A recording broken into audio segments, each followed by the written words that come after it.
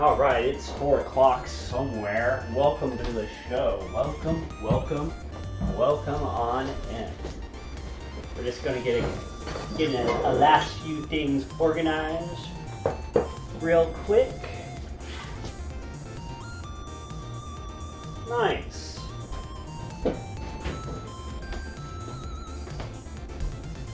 Gonna have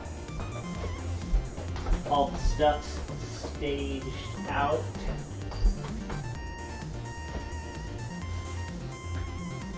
Welcome on in, everybody. All right. Let's see. I think this is all dolled up enough now.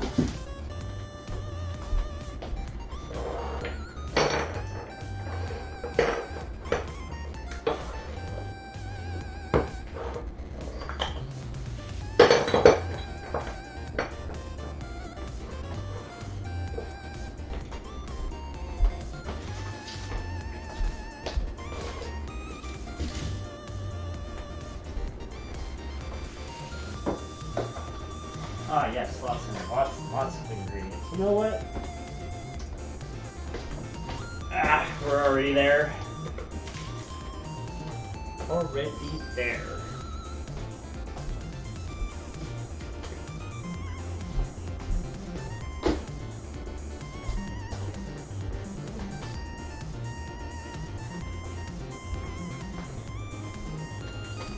So this is the recipe. We're only going to be cooking.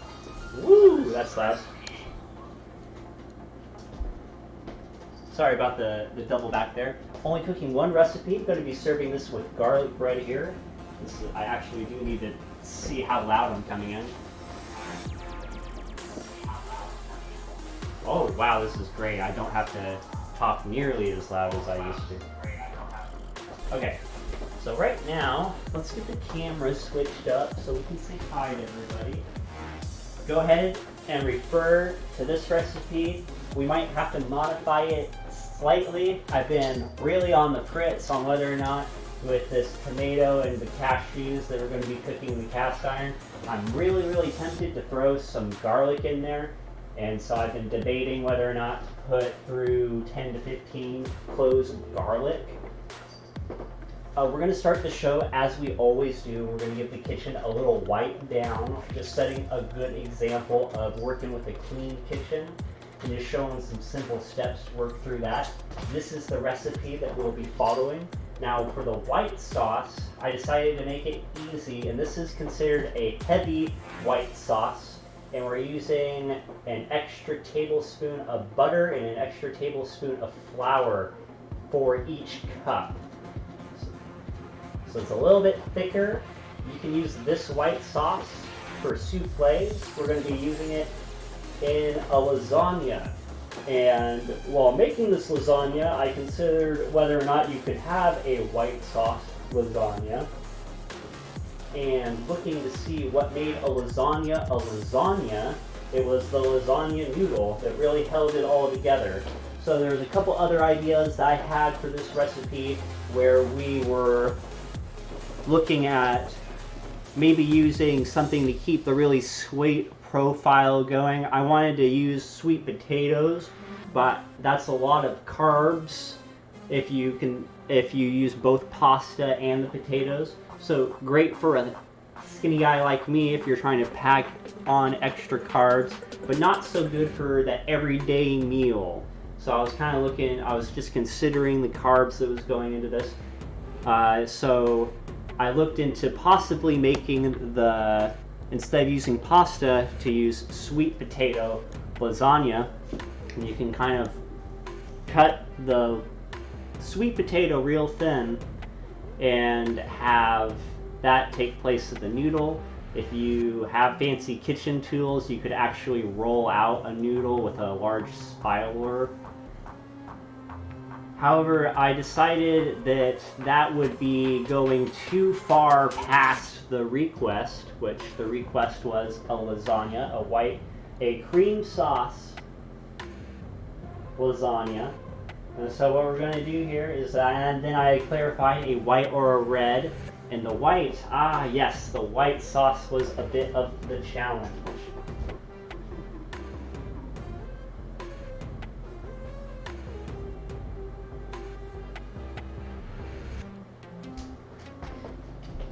So the ingredients are pretty hard to see over here, so I'm going to bring them up close up into this camera right here.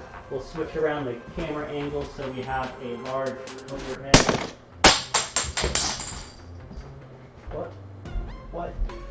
What? Where did that come from? Oh, I know where that came from. Huh, I didn't expect that to break. Had a little camera malfunction early on. Cat was all over that one. It's like there's something in the kitchen, something near my food bowl. Right as I flipped over the cameras too, I wonder if I tripped over the wire.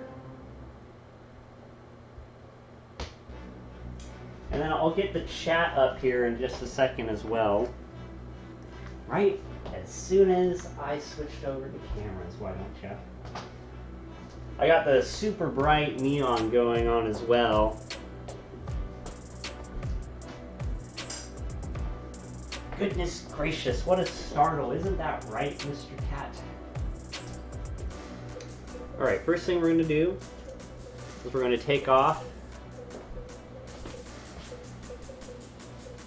anything that's around our wrists. Try not to wear any rings.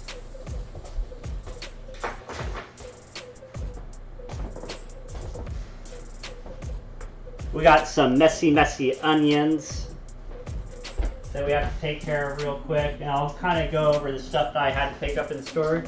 So what I did, instead of also something else with this lasagna, what I picked up we're going to make it with cashews, and we're going to use that for our source of protein, then using a meat substitute. But for this white sauce, we were talking about different things that we were looking at. It's also possible to use a meat substitute sausage imitation.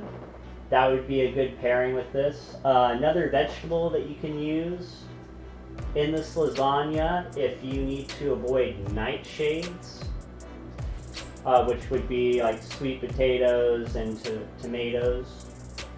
If you need to avoid those in your diet due to inflammation, you can make this a recipe similar to this and use sweet peas is one of the ingredients you can throw into this. All right.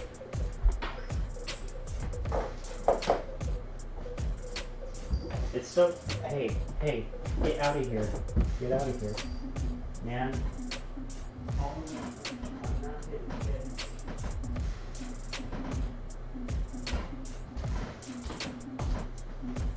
Cat hears a little noise and now he's like, I must attack all the cords now because the attention is not on the cat at this moment.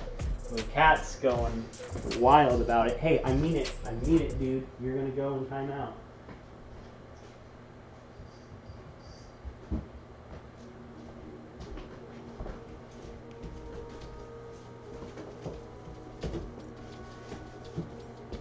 And something I go over on the show is that we're not very big on heavy cleaners, so we use a lot of soap and water. And we try to use just a wet paper towel to start, try to pick up as much as we can off all our surfaces.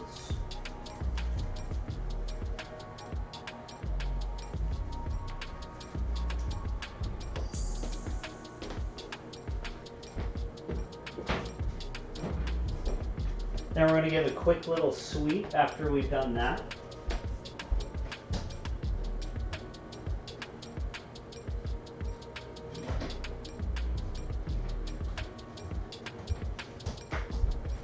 So we're given the opportunity for people to come on in. We do this show Thursdays and Fridays. I haven't been able to say hi to anyone in the chat just yet. A couple of strange things happened real quick. I had a camera clip snap on me, and so I was just getting back into my groove again. I believe we've done a lot better job on fixing the volume issues with the music. I know a lot of people were saying that it was hard to hear me over the music when I was speaking quieter. Now I just have to focus on also talking into the camera microphone. So you'll bear with me. And one of the reasons why I keep the cleaning portion in the show, the reason why I don't get it all picture perfect for you, is because I'm trying to help regular, everyday people to see what goes into maintaining a kitchen at your home.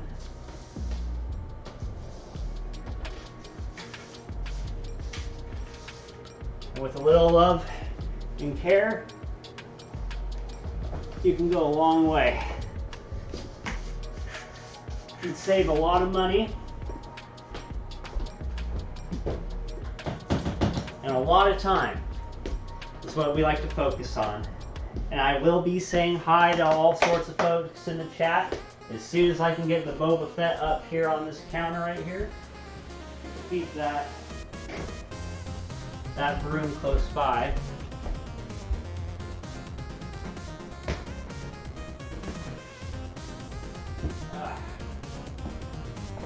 And we're gonna give, the next thing we're gonna do, we're gonna make sure the camera's not crazy. Wonderful. All right. So we'll just buff this out real quick.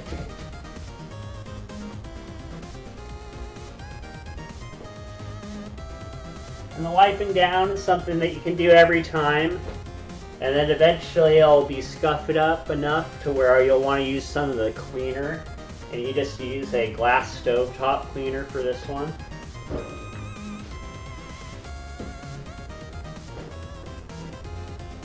Then I flipped over the paper towel, just trying to pick up any extra grease. We'll go ahead, get the light on this.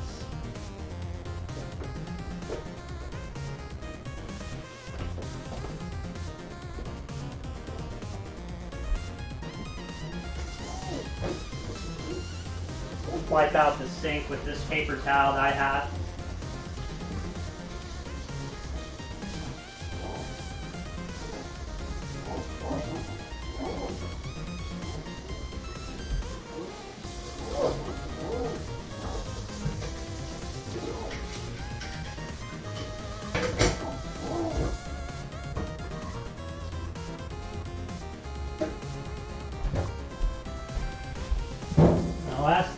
do is that now that we've cleaned out our sink, we're going to sanitize it, and we'll use an actual little bit of cleaner to make sure that anything that we set in our sink is on a sanitized. And that's really easy. All you have to do is just douse, get a nice coating on your sink, let it sit for a second, and rinse it down.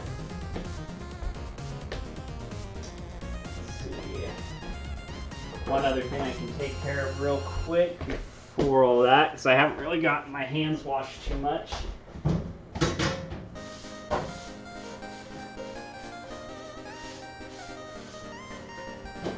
Get the little nonsense out of there.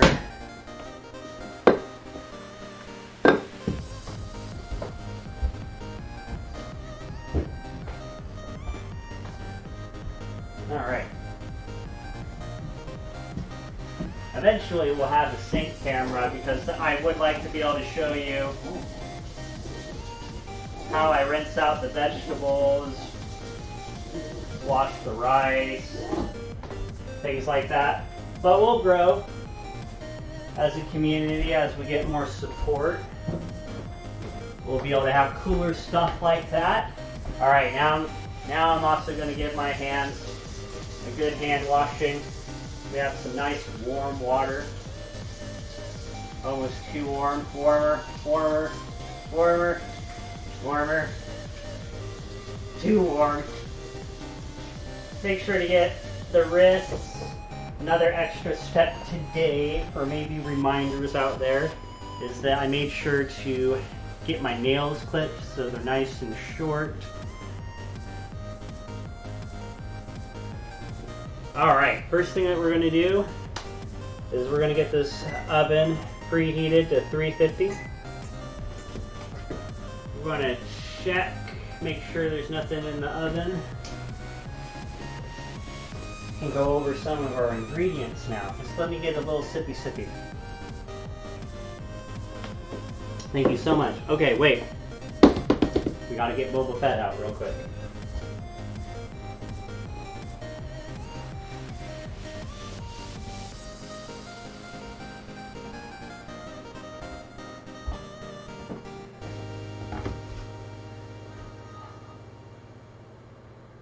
Okay. And then, oh yeah, I don't need to do a volume check, that's gonna be great. What I need is, come on, be pro. That's not pro. Be better. Come on, be pro. That's not pro.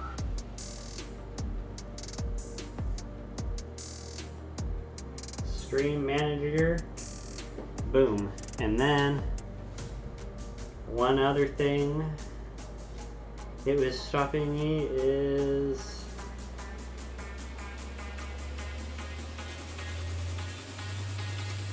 might be nothing I can do about that one. The screen just turns off every once in a while. I'll just have to touch the phone every once in a while. Okay. So, this right here, and I will actually need to bring up the full stream, I believe, just so I can make sure everything's coming in well.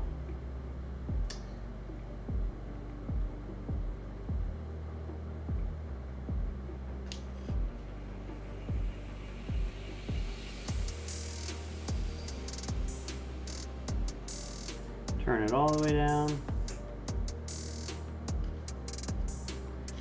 Okay, so we picked up some mozzarella. Nothing really on the brand. I just want to, it's 16 ounces, so this is half a pound.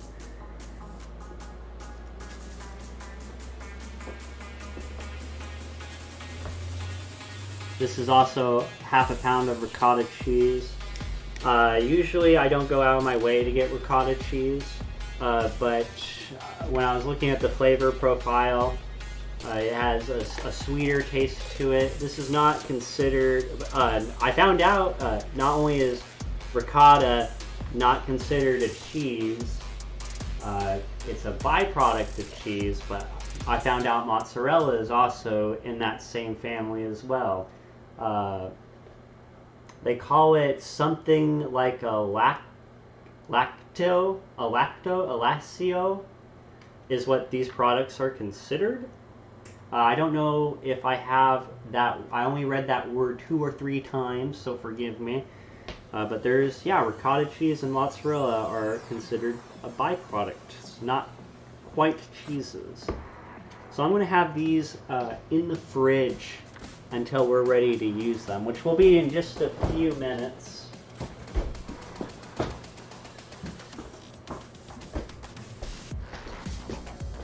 And then the next thing that we're going to go over, I want to look up how many pounds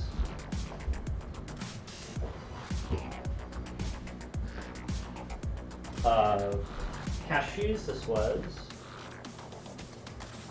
6 pounds.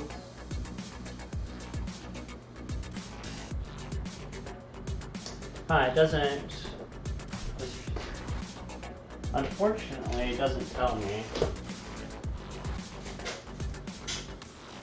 So we're just going to have to do it. This much cashews cost $6 even, and I believe it's about 1.5 pounds. About 1.5 pounds. We also picked up some small onions, so these are great. These are great little guys, especially if you have single meals and you don't want to put extra onion in the fridge and you just want to chop up one whole onion. This small bag of onions will do you great. You can have the cashews to the side. So this recipe is a little specific. Again, when we're talking about the meat substitute, what we're going to use for our protein is going to be these cashews. But we are going to use a food processor to mince them. And I know that's something that not everyone has access to. So sometimes,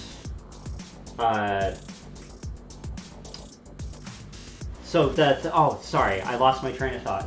So what I was going to suggest is that I'm using cashews as the meat substitute. So if you don't have a meat processor, or excuse me, a food processor, what you can use instead is just maybe pick up a meat substitute, that sausage meat substitute that I was talking about earlier, and then maybe some, and if you can't use nightshades, to sweet peas would be something else that you could use for this vegetarian lasagna. But those are just a couple ideas. This idea is revolving around Caprese Lasagna. So it's featuring mozzarella, basil, and tomato. So I wanted to stick with those ingredients. Kind of went over a couple of things on how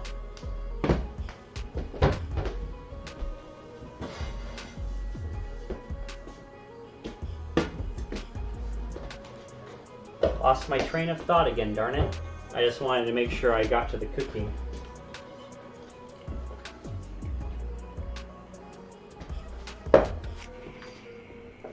Setting this cast iron low to a 2. My oven's coming up to 350 degrees. We need to melt some butter in here. And instead of taking the stuff that I already have that is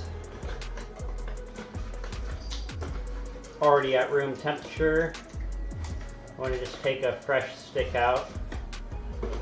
I'm going to refer to my notes off the camera real quick on what we got going here. My notes, we're just going to work out of the cookbook. I do like this cookbook because it has a double bookmark. So I'll be able to work out of the lasagna as well as refer to this white sauce. So let's see, for 1 cup, it's 2 tablespoons of butter, but we're using a thicker one. So it says use the white sauce one in all, and then 3 additional tablespoons of butter, 3 additional tablespoons of flour to 1 cup of liquid. Now I want to make 2 cups of this, so I need 4. So we're going to throw in a whole stick of butter. I want to make sure that I follow this to the letter here and be a good example. So we have to do a little bit of math.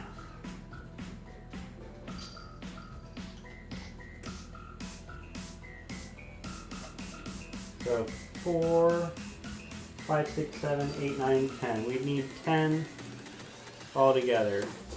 So we need this stick and 2 more tablespoons. This stick and 2 more tablespoons. That's what we're working at here. And then to 3 tablespoons of extra flour. Alright, let's get to it. So this cast iron is going to come to temp, and then I'm going to also clean it up a little bit more. We'll slowly melt the butter in here. We'll have a double burner still, but we're also going to have it on a 1 to 2 and just let this heat up. We're going to go ahead and throw the whole stick of butter in, and that will help us keep a good idea how hot the pan is. You don't want to overheat because you don't want to burn your butter. Our oven just came to temperature, so we could be a little bit further along in these steps here, but we kind of just been cruising along, no worries. So I had to go to the store a couple times. I was really laughing at myself at this one.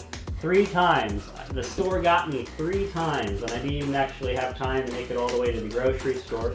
Usually we start out about 3:30, and we didn't get started till 4 today. So I wanted to use diced tomatoes in the can and drain them. These ones are whole peeled, so I'm going to have to do a couple of extra dice work, which shouldn't be too big of a deal. And these are also already have some sea salt added to them, so I won't need to salt them this time around. We're going to go ahead and get those opened up real soon. We also have garlic bread on standby, so we're going to maximize what we got going on with our oven while we have it turned on. We had a little bit of snow this morning, so definitely looking forward to warming up the house a bit.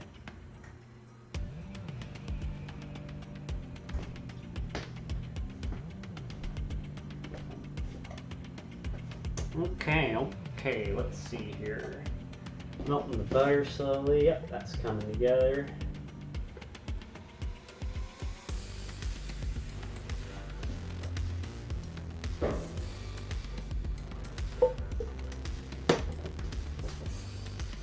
Okay, another paper towel for this bad boy here.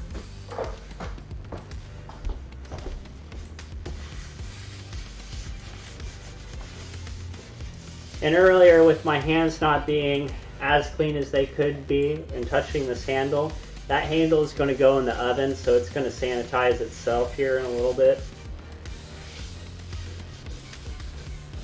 So I wasn't too worried about.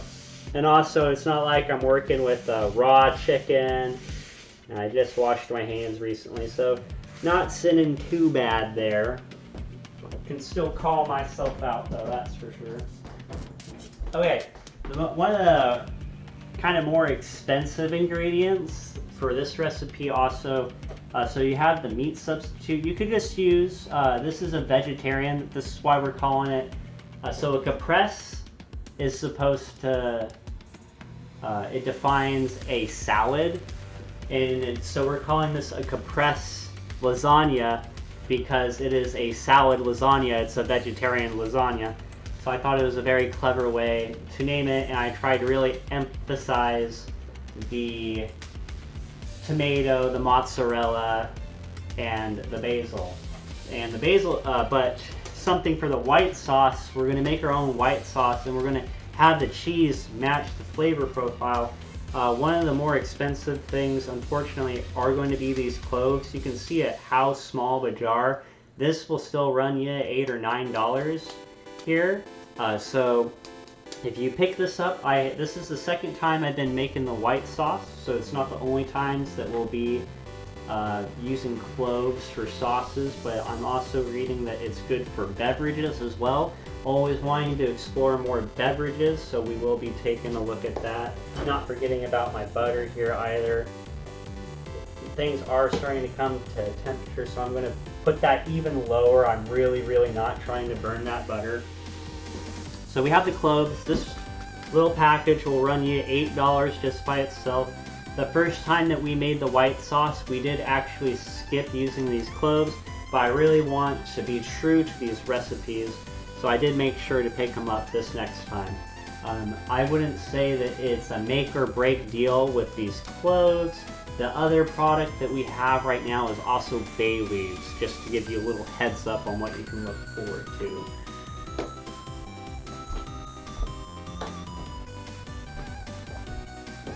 Alright, the final is that what's not usually used in the lasagna is the basil, and I want to show you something kind of cool. So this is a little, basil is out of season, so something about this lasagna requested by Amy and Bobby, so we're doing a request by a viewer here today for this Thursday show, and we're doing a Caprese Lasagna for a vegetarian, and then it was requested white sauce lasagna. So we are going to do a white cream sauce. The sauce, if you use a little less of the butter, we're having to make it a little heavier. This is the version used for soufflés. A little heavier, the white sauce, but a little bit less thicker of this you can use for creaming soups. So it'd be the perfect cream, which I thought fit the recommendation nicely. So this is a $2 package of basil, and as you can see, it's just a nice handful of basil. And then here's the cool stuff I wanted to show you. Now, we've talked about gardening here on the show before, and it won't be the last time. This is also $2, and it's a whole plant. This is going to give you threefold the basil that is here with a little bit of care. And so it's going to be an early plant that we get to give some love to, and we'll be harvesting this. And I'll be showing you how to get these started. So you'll see these in your supermarkets now. They're just starting to come out. If you're going to plant these outside, these basil plants here, they do not like frost. So you need to wait for the last frost to happen. And then they definitely need some sunlight, so you gotta make sure they get light. But you can have them in a pot indoors if you do like, to get an early start on it. But just make sure that the temperature isn't dropping below 46 degrees wherever it is. So the coldest place you could put it would probably be the garage. Anyway, that's enough of that. But we have a whole basil plant here to get to as well. It's also $2. And it's going to way outproduce the basil. And this is as big as container as I could find currently for basil, and that's just again because basil's out of season right now here in the States. So this is a little special dish that we're making. Usually we really do try to keep it in the seasons, but this is my version of a vegetarian lasagna, and I really wanted to do a caprese salad. So it's not that I didn't want to not do it, it's just that I want to acknowledge when things are in and out of season, because what that'll also mean is that you can get more quantity for cheaper. That's just the things to keep in mind. Strawberries will be out of season, oranges will be out of season, and then there's just more of this, they had to travel more distances, so they might not be as fresh. It's just better times to have these things. Alright, so that butter, perfectly melted. That cast iron, getting some nice temperature. Good, good, good. Now I'm going to go ahead and move this off the heat momentarily because I really, really stress not burning it. And we'll go ahead and get our tomatoes out of the way as well.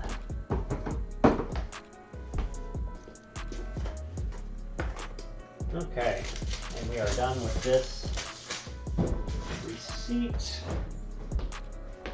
And I need the flour.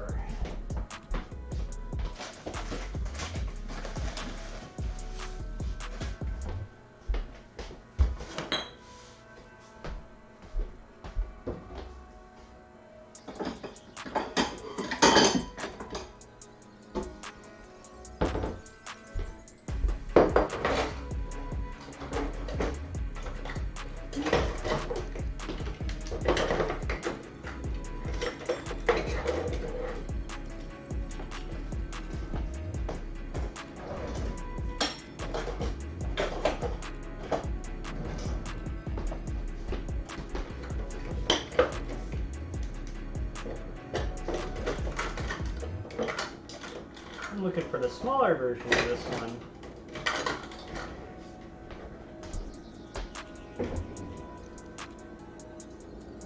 No luck. Mwah.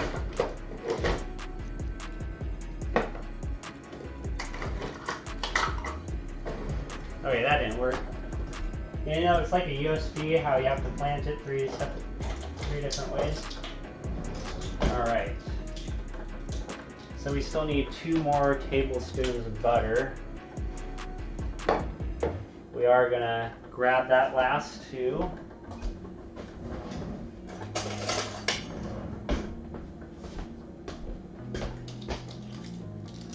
Let's see again, referring to how many. So we have 8, 2, 4, 6, 8, 2.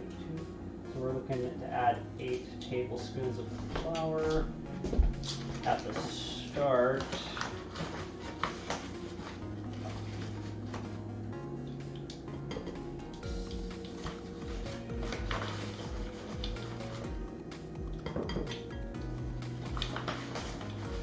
And I know it's a little hard to see over here. What I'm doing is I'm using the bag to, instead of having to use this knife to level it, I'm using the bag to level it. We're at 3.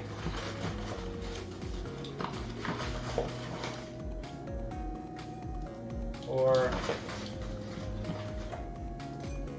5, 6, 7. Oh no, I got the rest of them in there.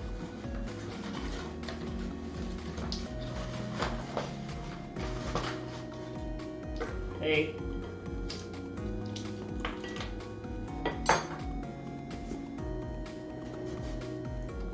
We're going to move that off because it is smoking a little bit.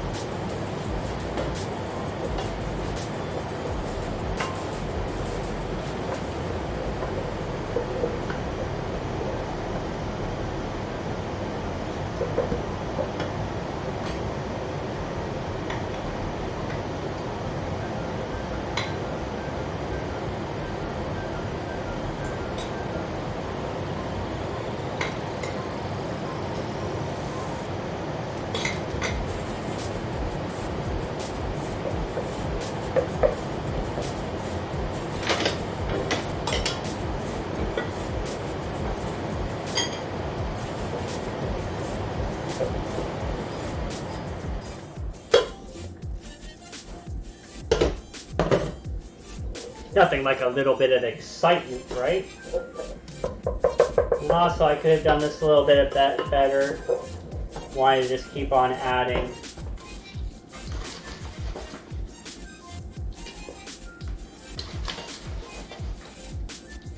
I'm kind of improvising the recipe a little bit still. Not improvising, but just adjusting the amount of flour because I'm not looking at how thick it is already.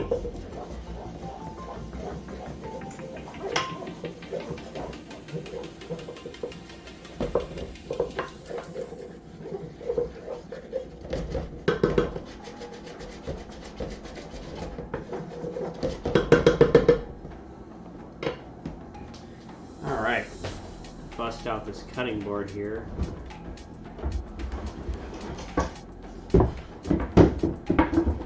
I actually need to work with it here.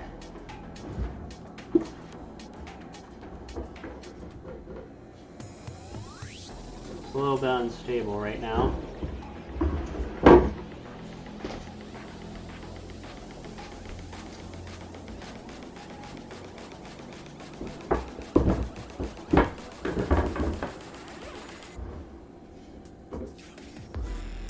We'll just work with a shortened form, little small board, what we'll do for that.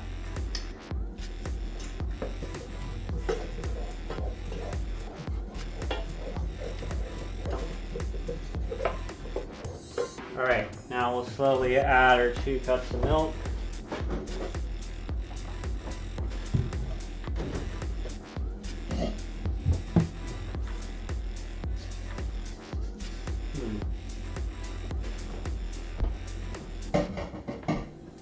Dishwasher missed that one. All right.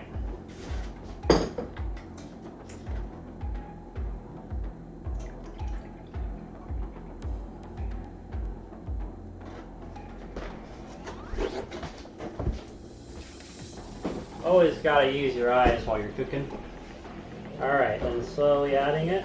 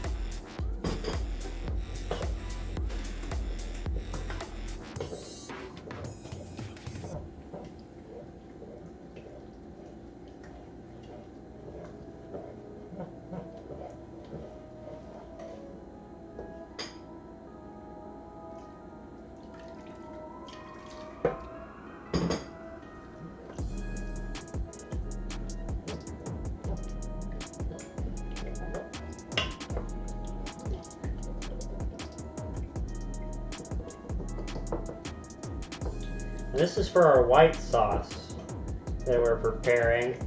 The first time, this is a recipe inspired by Amy and Bobby's suggestion for a white sauce vegetarian lasagna. So we're doing Caprese Lasagna. And Caprese means it stands for a salad with mozzarella, basil, and tomato. I thought it would be a good name for a vegetarian lasagna because it's a little bit redundant.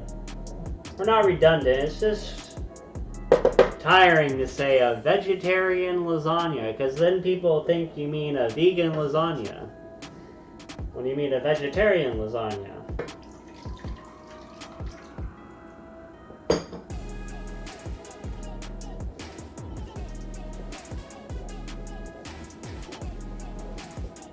I have this on low heat. We're gonna get 2 of those onions out real quick.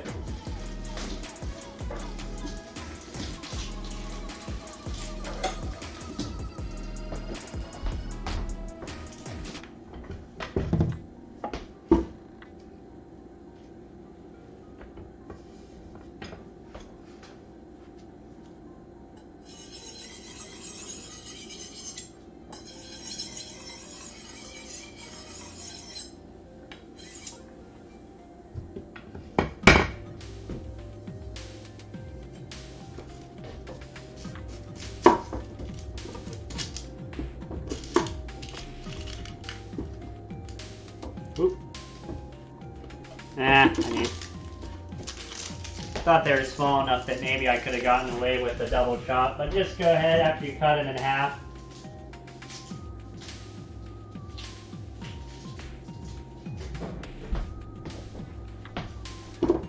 half them. Don't be try-hard like me.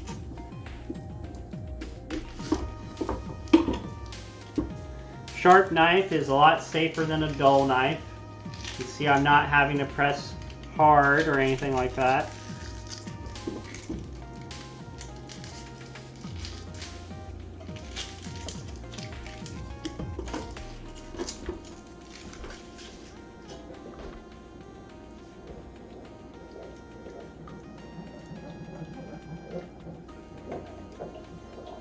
Constantly stirring that. I'm going to go ahead and cut off the roots here. I'm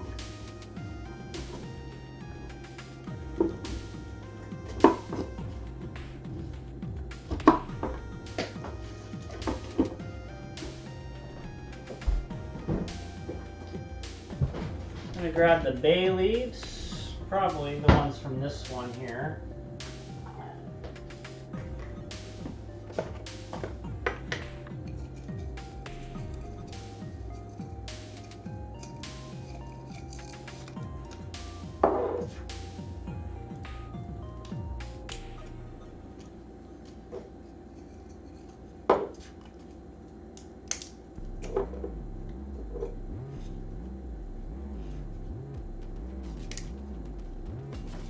And we'll grab those cloves.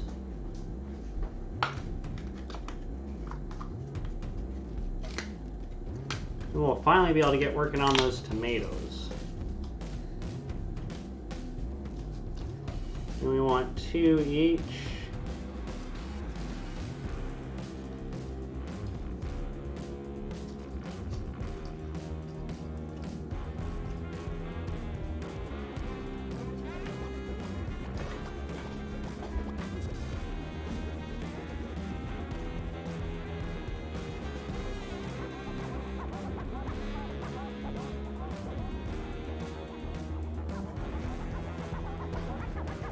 I tried, chat. I can't get quite a good angle on the cutting board still.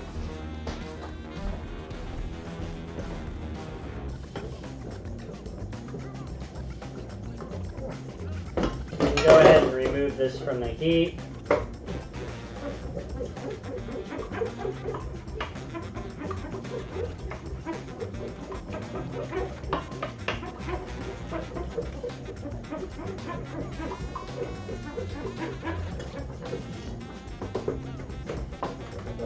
So we're not using a whisk because this non-stick would not take well to a metal, but we still really got to make sure that we're getting in there like a whisk would, making sure we don't have clumps.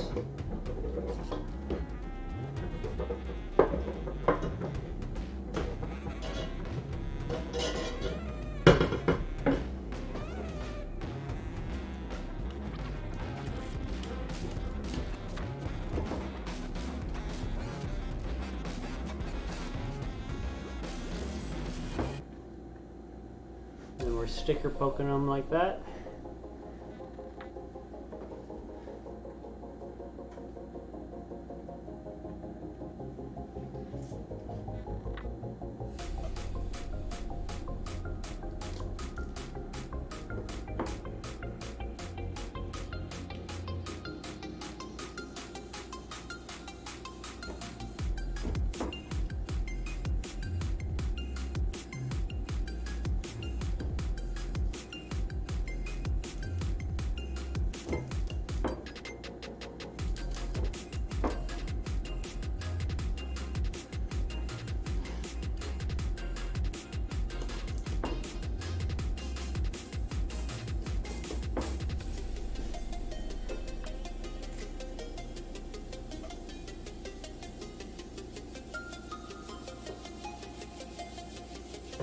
That sauce is already really, really thick.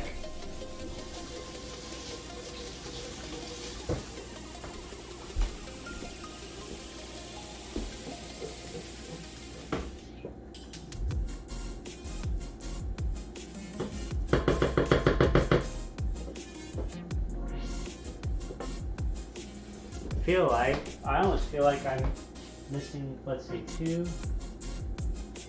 I think I'm missing a whole cup of milk here.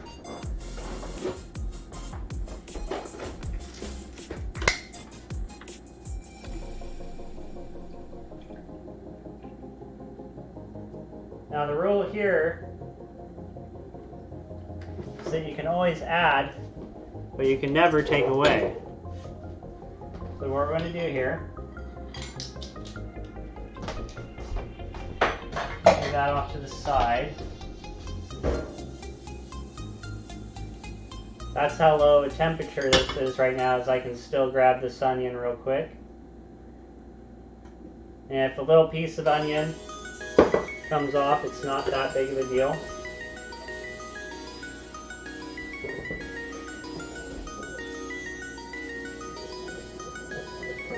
And we're being slow about introducing this milk in. We don't want it to cause anything to break.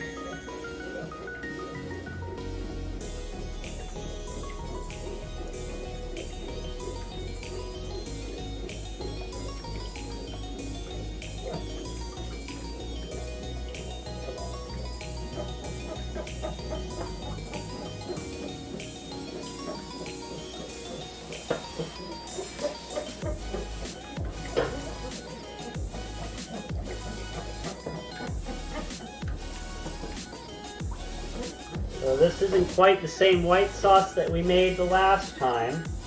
We're making it a little bit thicker.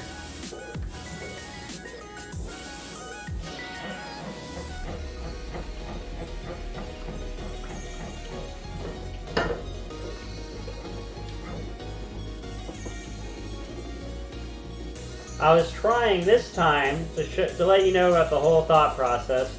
Is this time I was trying to do a little bit more of the work for you all and try to already double or triple up the recipe. But that never seems to work out too well, because I either forget to reduce something, or I have to make a substitution, or just something strange happens, right? Something doesn't get updated.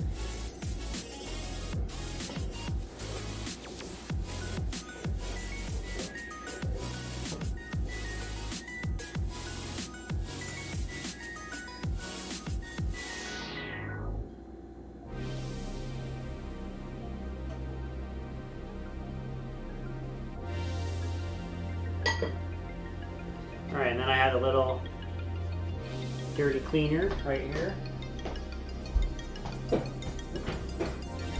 And we're going to let this do its thing in the oven.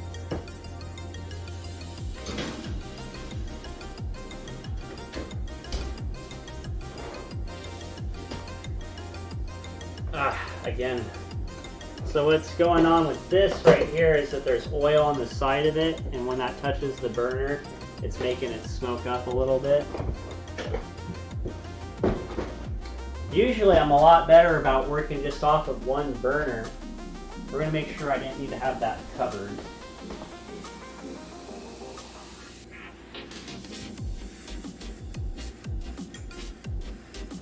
Alright, the last step that sauce will need after it comes out of the oven, starting a timer for 20 minutes.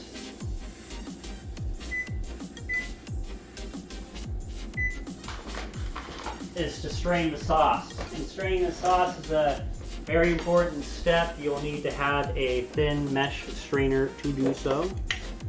Putting away our basil here. Gonna rinse out.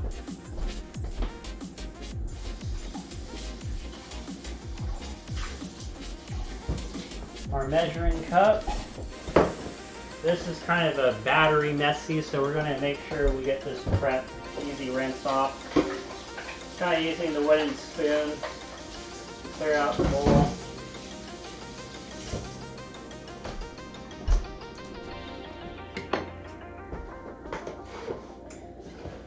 Alright, and then we're going to do quick sweep.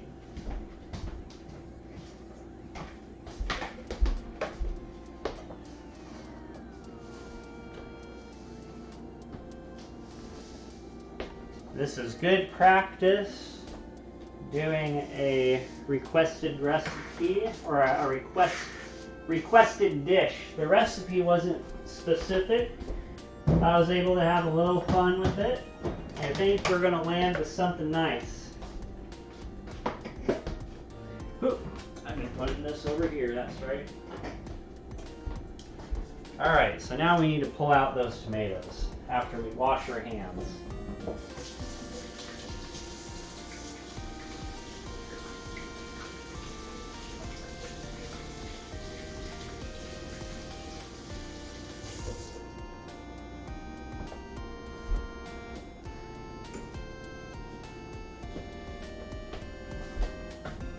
And if I was really pro sauce, I could dry my hands with a wet paper towel.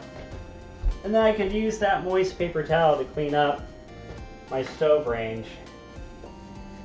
But, you know, nobody's perfect. We'll use that for any extra messes that we got coming our way. Okay. So this potato mess, yes.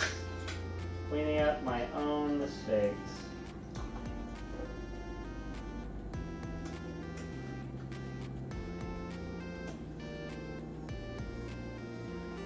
Goodness gracious me, what to do, what to do, what to do. I guess I'm going to have to fork them out.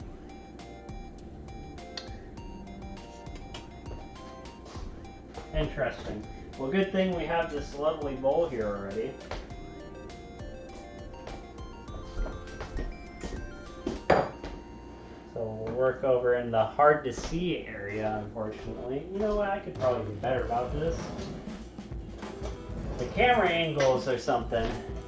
What's up, Amy and Bobby? Good to have you. Welcome, welcome. Hey, I really appreciate this fun little dish we could make.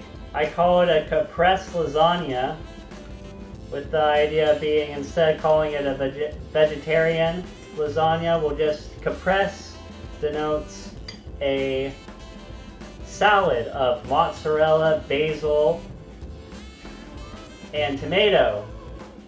So I figured that's the perfect name for this.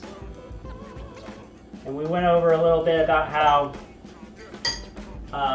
basil is currently out of season, but we're coming up to the basil reveal. I just really need to get these tomatoes going.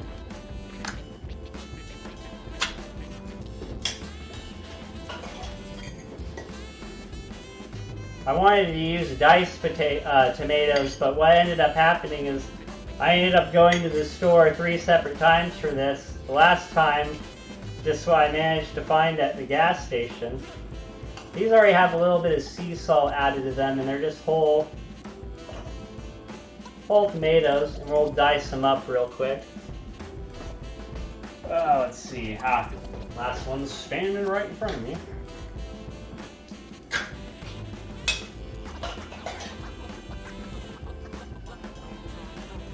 We just have to fork these out. And then these are great out of the can. These are probably going to be way riper than what you can get off the vine right now. Because we're still in the middle, we're at the end of winter.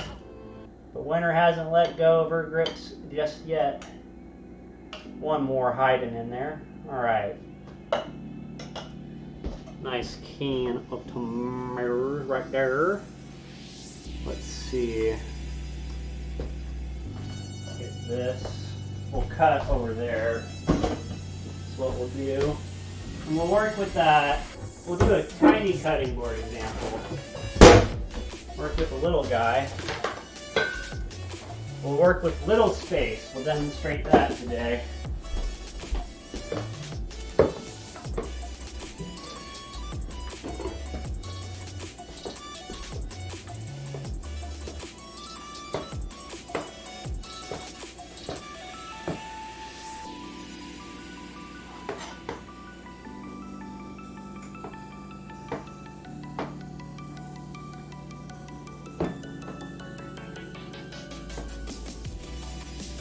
And then we're going to get juice and all in there.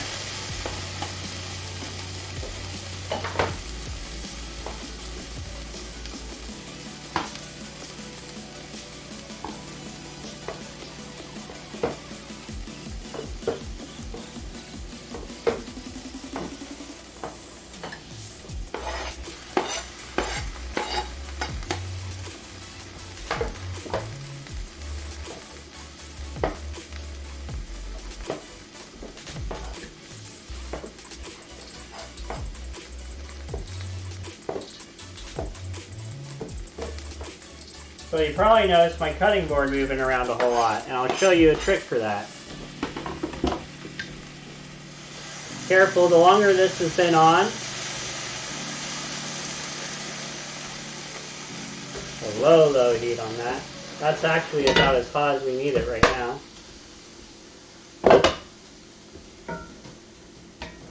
Put it halfway on the heat. Using the residual heat. Because we don't want to burn nothing. Add a little bit more oil to the bottom of this. Real quick as well.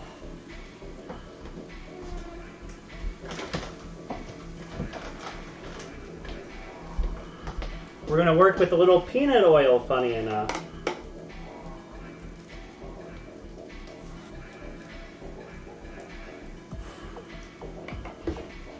That'll just help it keep everything from sticking.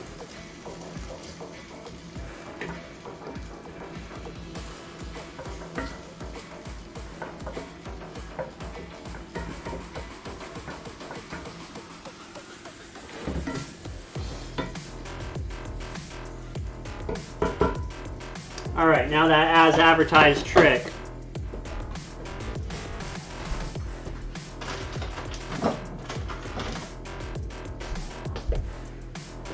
We'll take this guy.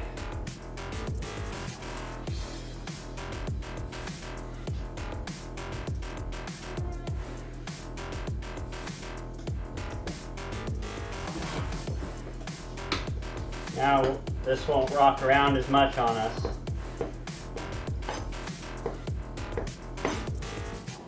Having a stable cutting board is really important.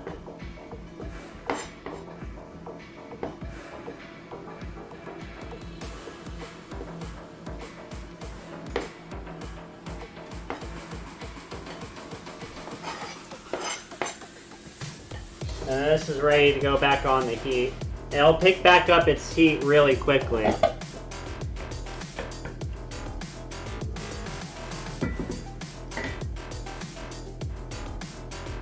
Turning the heat back up on it as well.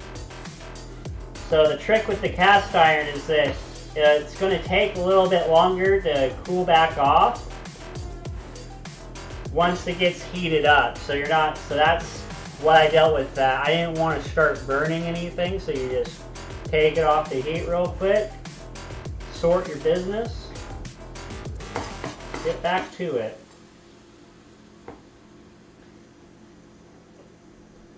Then we have some extra bits here. We can just put to the side.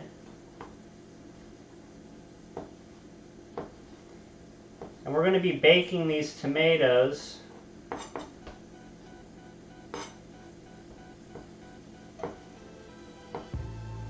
And we are trying to remove any excess moisture from them. We're really trying to dry them out.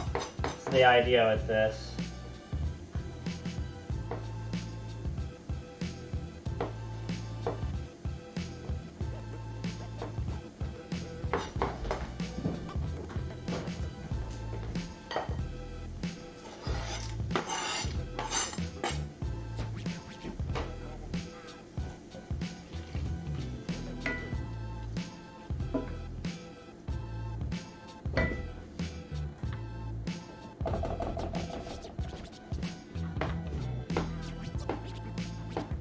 I increased the heat a little bit because I'm still not quite seeing the results, and I'm only going to be adding in more tomatoes at this point, so I can have the heat get a little bit hotter.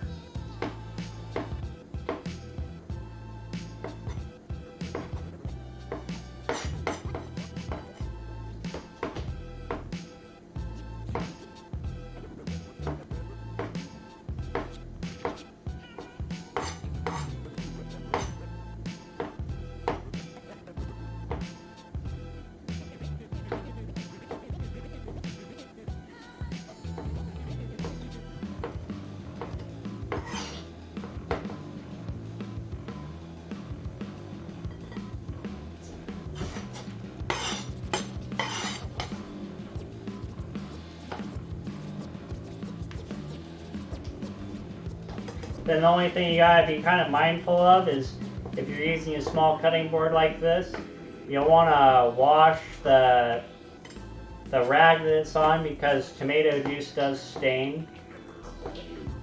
So you just gotta be mindful of that. That you just gotta rinse out your towel after you're done, get it to the washing machine. Don't let it sit for a couple days. It will stain. It'll be hard to get out.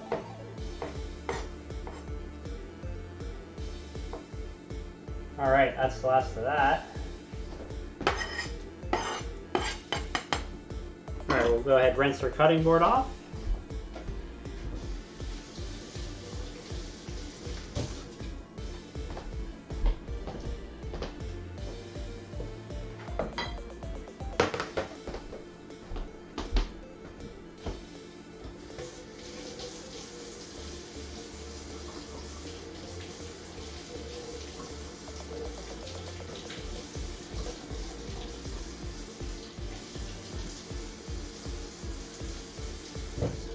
And then a quick little love. I'll kind of just show this off for the camera. You can see how I already got worked out this one on the left side. You can see how visible this one is here. This is why I like this thickness of towel too, because it's hard for any food to get woven into towels like this. And then you just kind of wipe it off, like so.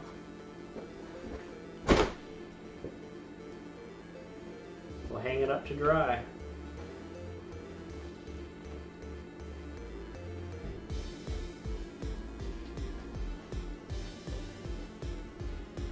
Alright, back to this. Woo! A little splishy splashy, ah.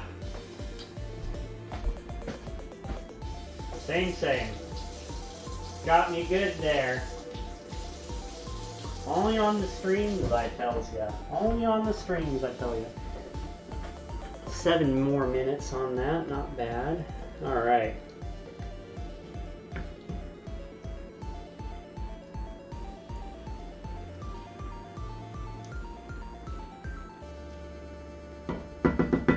Alright, get this back into the sink.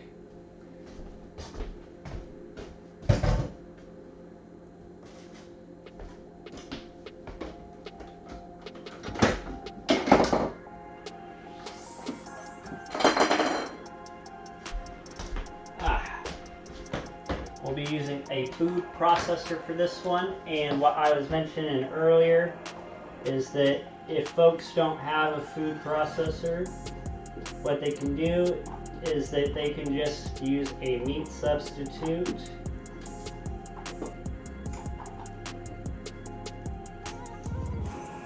Like the sausage, and instead of using tomatoes, I would recommend using sweet peas. But that would not be the Caprese Lasagna. That would be something else. But get creative in the kitchen, by all means. We're having that come up to temp. Don't want to burn nothing, but definitely need it to start coming to temperature steaming off. Alright, and then let's start with 2 cups. Here, and I just think about where the plastic bag has been on my cutting board. Oh dear.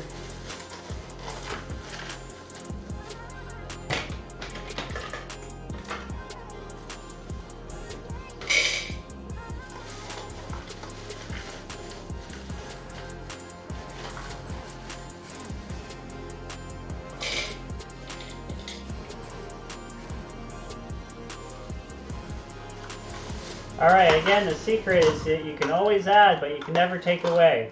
Just like making pancakes, folks. We got 4 minutes on our cream. Way behind.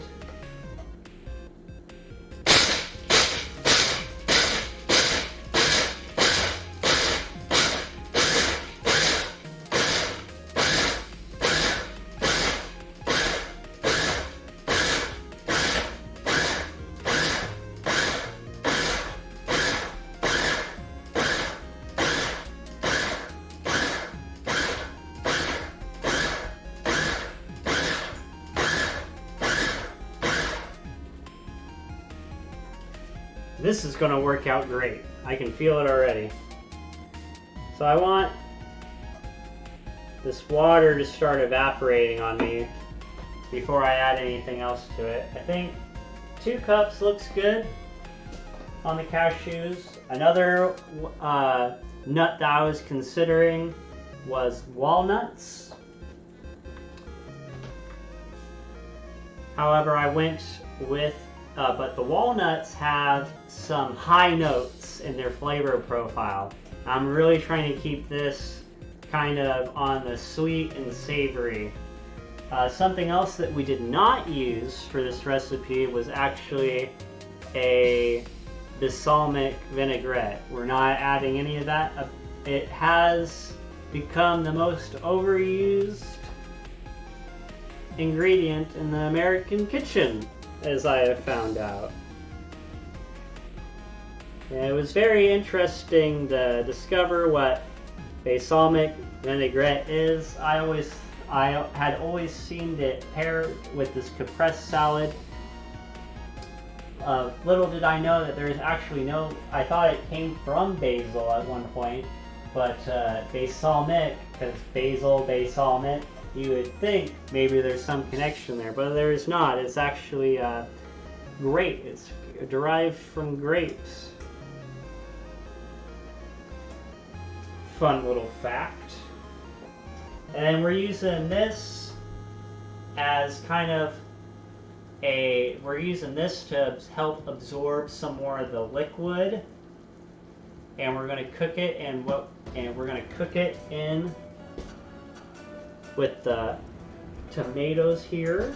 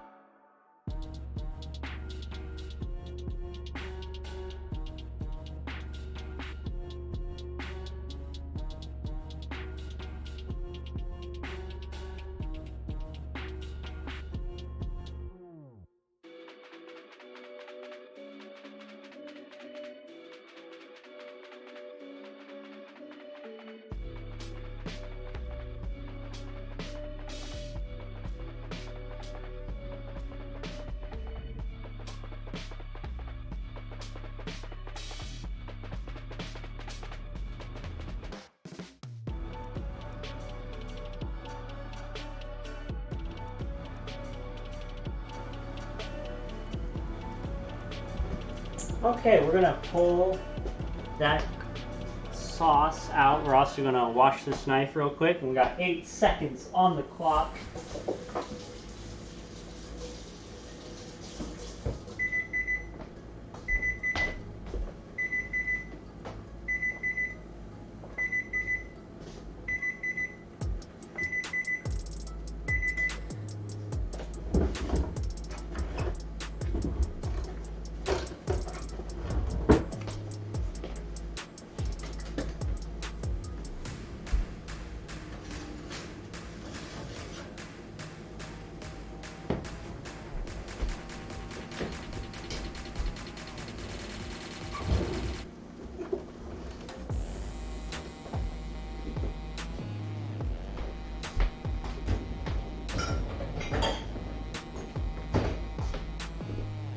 Oh, I guess that bowl is a little bit dirtier than I thought now at this point.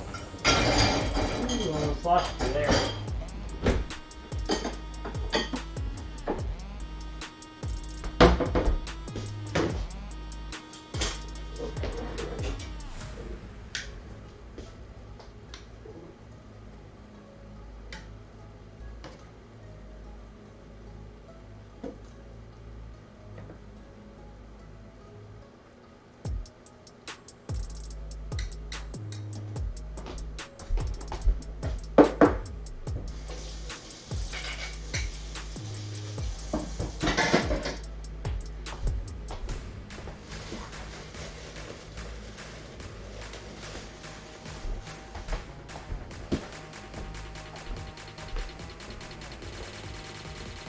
All right, we're gonna get a big bowl for this.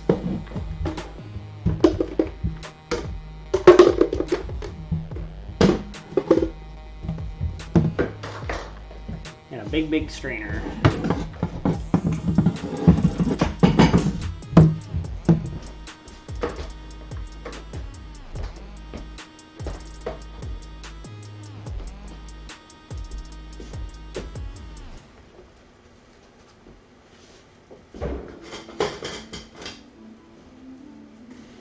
Oh, perfect. Hey, I have strength. Sweet.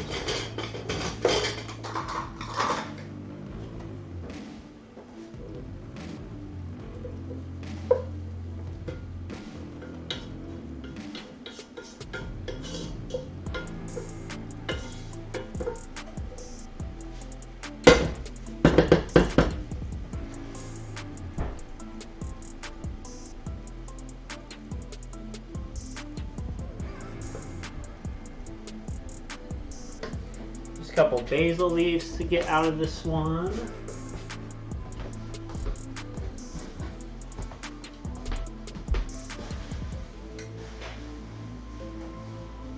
I guess everything is being strained through now at this point. Not incredible need to worry.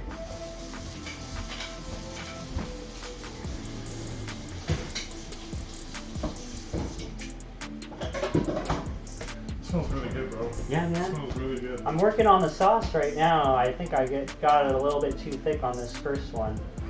But the second time around will be golden. I have a little bit more time anyway. Wow, that looks beautiful, my guy. We'll see. I'm excited to try it, dude. Okay.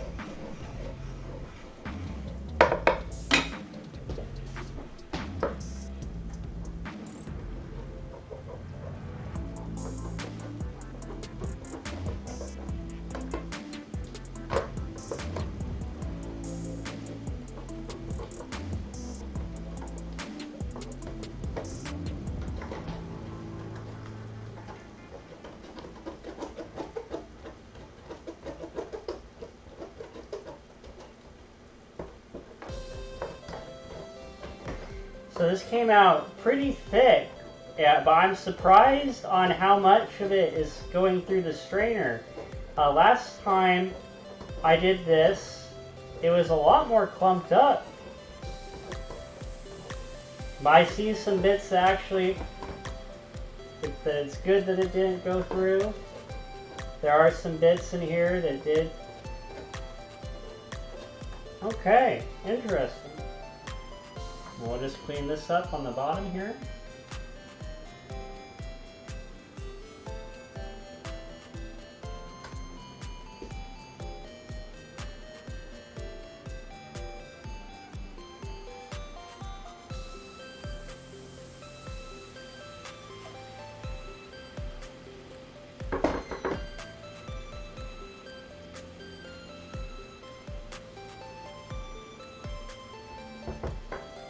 For this thicker one, I don't know how necessary it was to strain it, but it is nice to know that there's not a random piece of clove.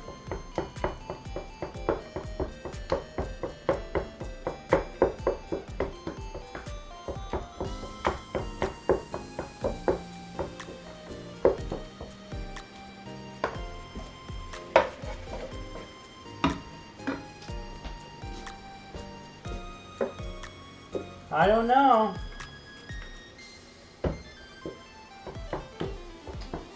Seems pretty sketchy to me.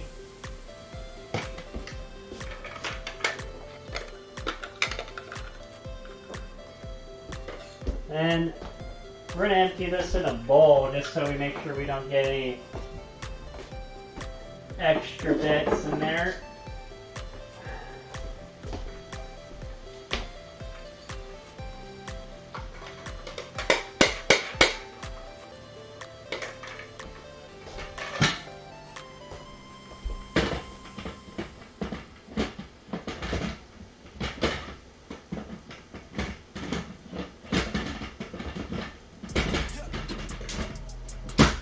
smarter than the machine, gosh darn it.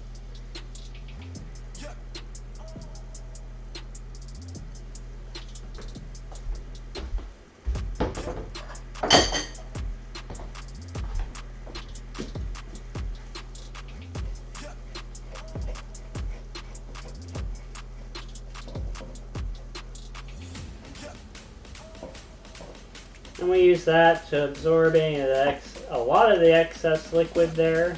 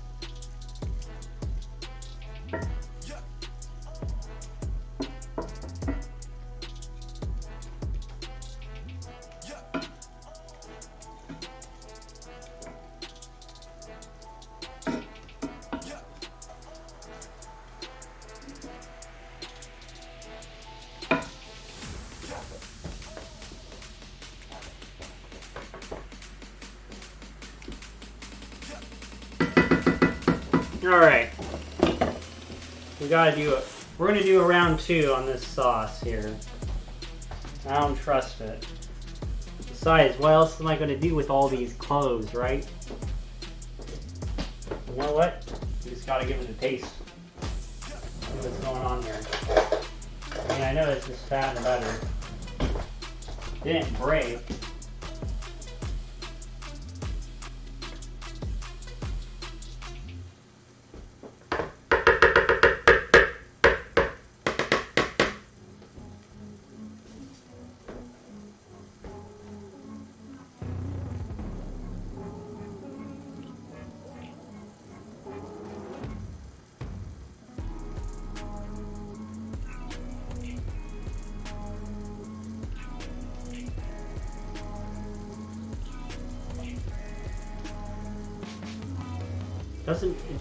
It tastes the way it's supposed to.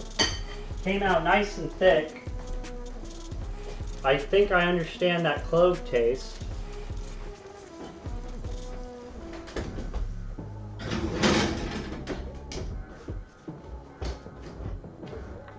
Into the oven with you.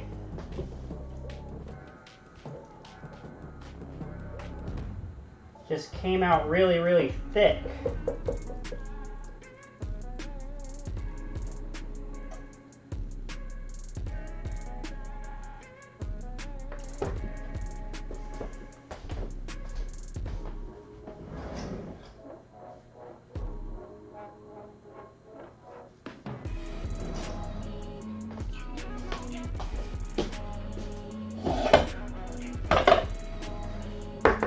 Oh no, I should not have used the slated one for this either. That was my mistake.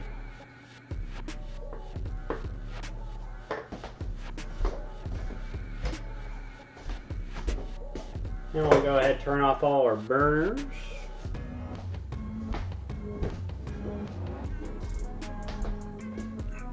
I'm going to give this one a wipe out.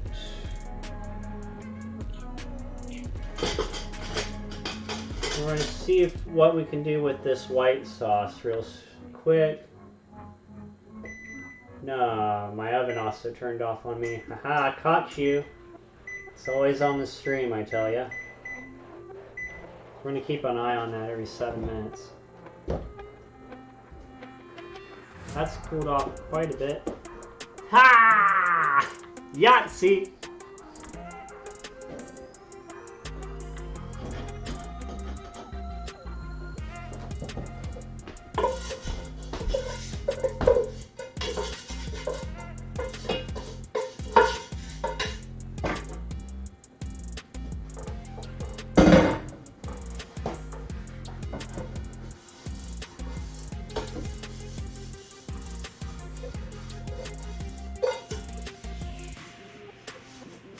Right, the power of non-stick compels you.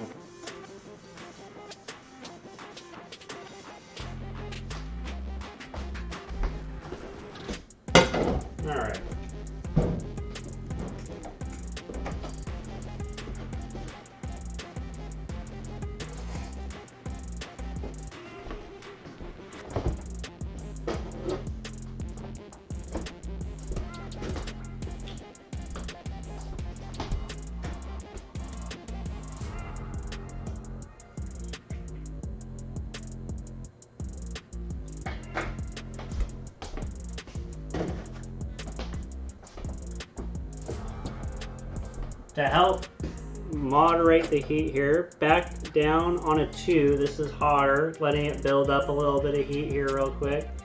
We're going to add a cup of milk in here. Now ideally, this would have come out a little bit thinner than it did. We're going to see if we can save it without breaking it. If we can't, we're also going to add, actually we're not going to add any cheese to that. Don't listen to this guy, he's nuts. He wants to throw cheese in everything. Just helping that get to the temperature. So this white sauce that we had made just came out a little too thick. Want it to be a little bit runnier than that. Hopefully we won't cause it to break. If not, we can always redo. Practice makes perfect. What's up, Wortheron? Good to see ya. Alright. See if we can fix this guy up here real quick.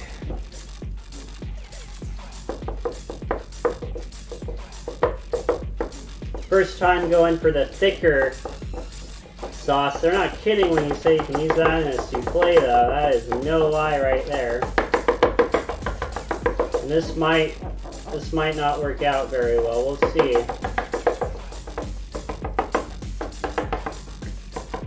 Might have to redo the whole sauce from scratch. Who knows?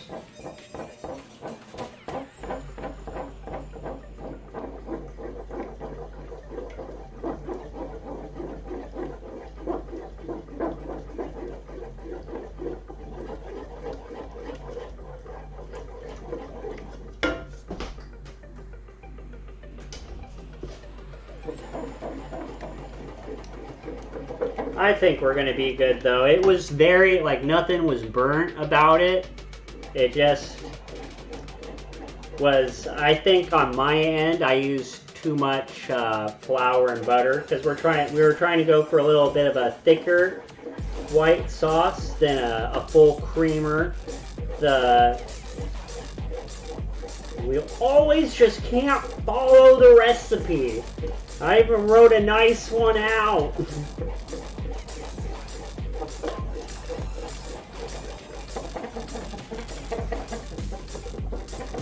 That worked out pretty well. I think we got a good white sauce. And this doesn't have any cheese in it. This is the sauce though.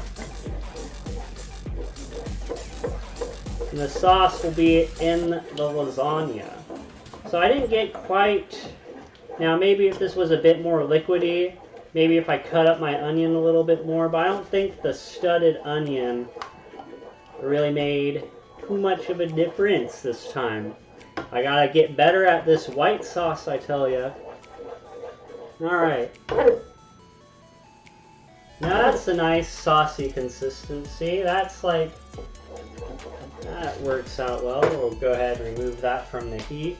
And guess what's ready to come out of the oven? Is these bad boys right here. Those are right about to run out of liquid for sure. And I'm going to do myself a favor here and hit that strainer that I just used here real quick.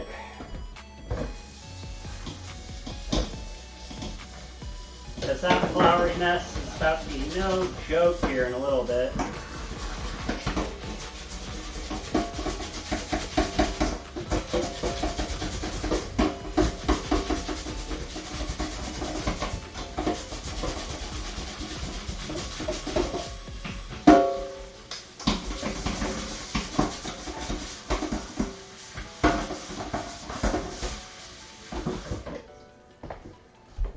Alright, crisis averted on all that jazz.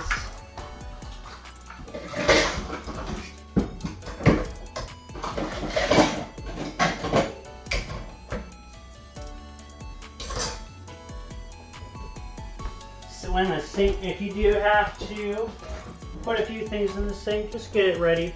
Get it ready for yourself. We gotta get the mozzarella. That seems like a good amount. We need to taste this as well though, because I was really wondering about adding garlic to this or not. We just need a little taste here.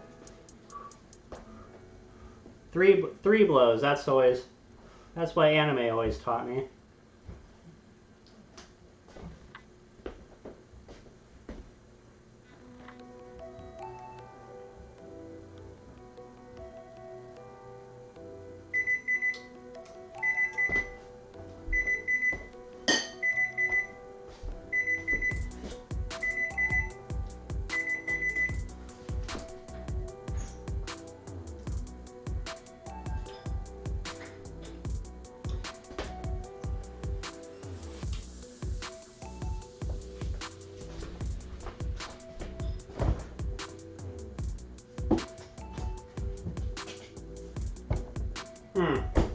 That flavor's got me thinking.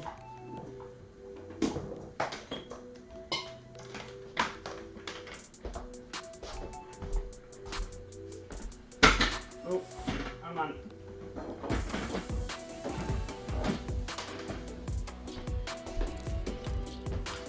Got our mozzarella and ricotta on standby. That's cooling off right there.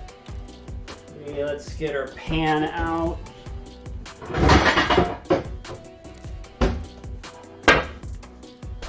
And our noodles.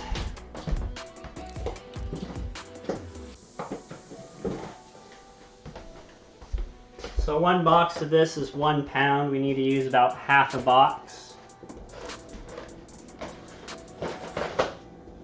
And cheese grater out for the mozzarella. And then Parmesan cheese is our third.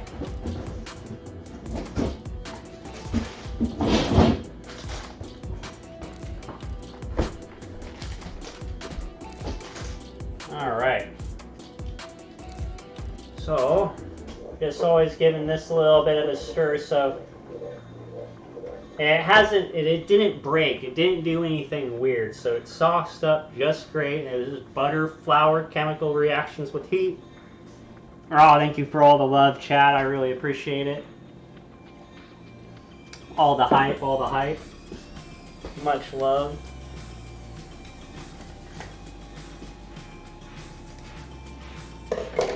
Okay, a couple things we gotta do real quick.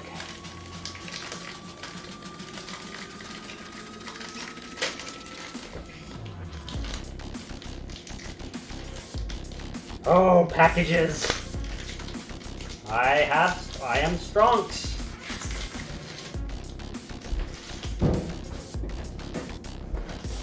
All right.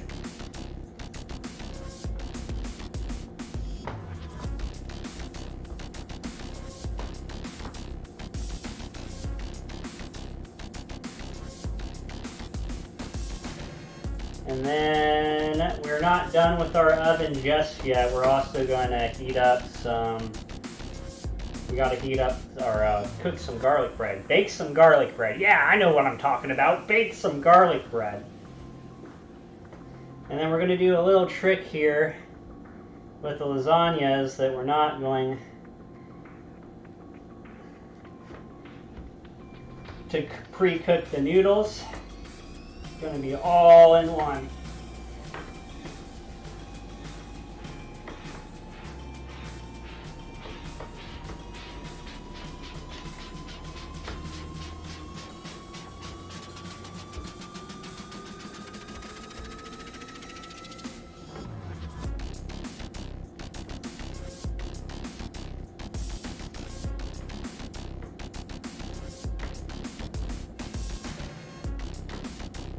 And I think this mozzarella here was about $5.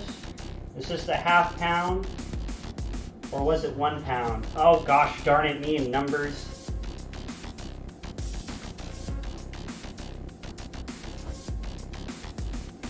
And I believe we only need about a 1/4 pound for the recipe. But we're going to kind of eyeball it, you know? We're going to make sure we get the right amounts on everything.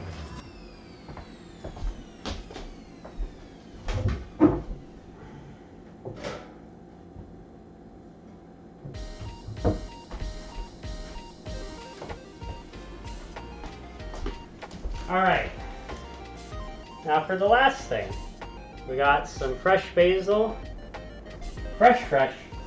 Now, something I pointed out at one point in the show is this is the same price as this. This is going to be so much better for you, and it's a fun little project. This basil here, the reason why it's in such a small package, the basil, is because it's out of season right now. And we're going to use a little bit.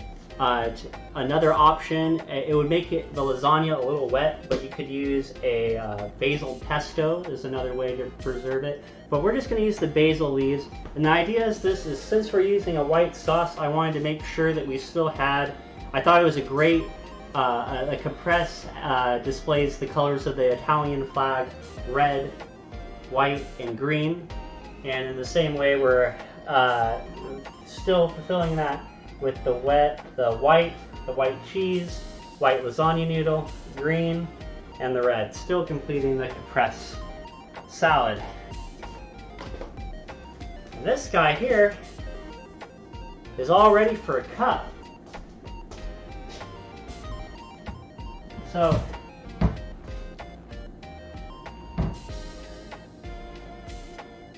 and now he's super dry. Super dry.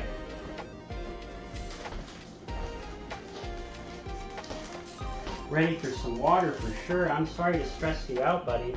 I just need a little bit more time before I deal with you. Just a little bit more time. We're gonna work out of this package here real quick. Ha! That's funny. We'll go ahead and rinse this off because everything is going to be needed this time around. Okay, and then for this, we're just picking off the leaves. Try to just have them stacked off. They just tore a literal bundle off and they stuffed it in the package. And they charged $2 for this. It's so funny. This is about half, this right here is about the same size as the live plant. So this was probably a live plant that was about to go, so they just cut it and moved on with it. We're going to get every single leaf out of this one. This right here is a really good project for the kiddos because it doesn't require a knife, and it's a little project that can take them about 10 or 15 minutes. Another one that's really good is that there's like parsley, oregano. All of these are just little herbs that don't require any knife to get them separated. And then as far as using this, the thinner stems are good, but as you get into this thicker, more mature stem here, this is going to have a more bitter taste to it. Whoops. And we'll rinse that off because we really do need every piece we can get. It all came out of the dirt anyway. It was on the ground at one point. A nice little rinse off. There we go. Really getting every piece of basil that we can muster here.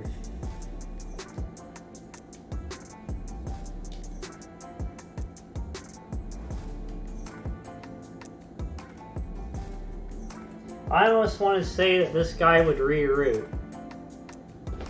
I have a feeling.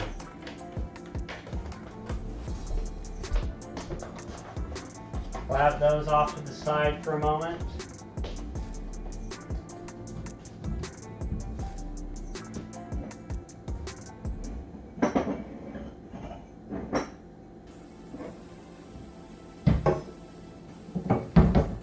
So this is one of those times. It's like maybe I don't have the best example ever. This is a very temporary. What I wanted to do is I wanted to pot these, but I've already fallen so far behind that I don't think I'm going to have time to do that. So we're just going to transfer these guys right into the water here into a mug.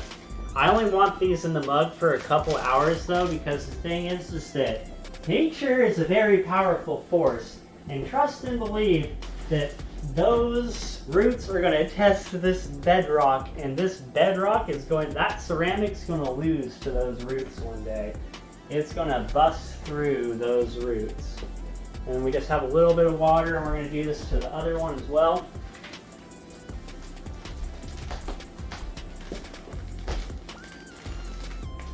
And you should do this no matter what. If you're always take them out and get them in some water if you have these from the store right away.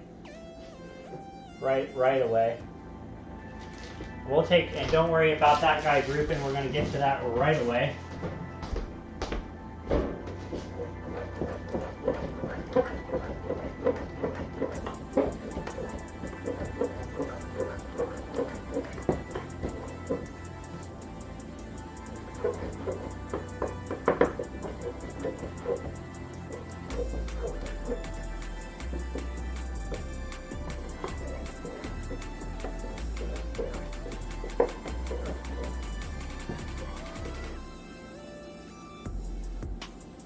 A very creamy sauce.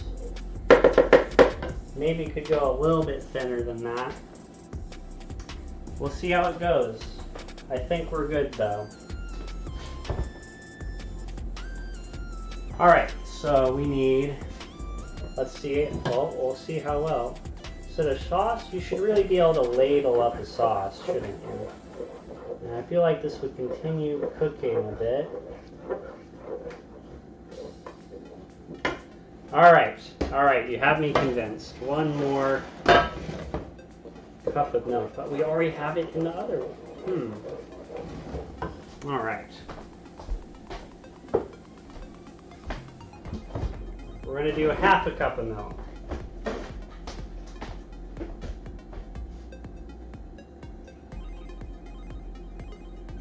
We're being picky about our consistency here because we're the ones that made it.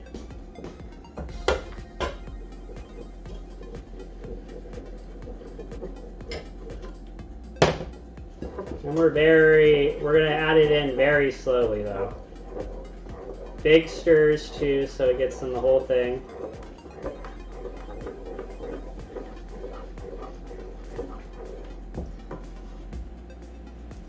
And make sure the heat's on.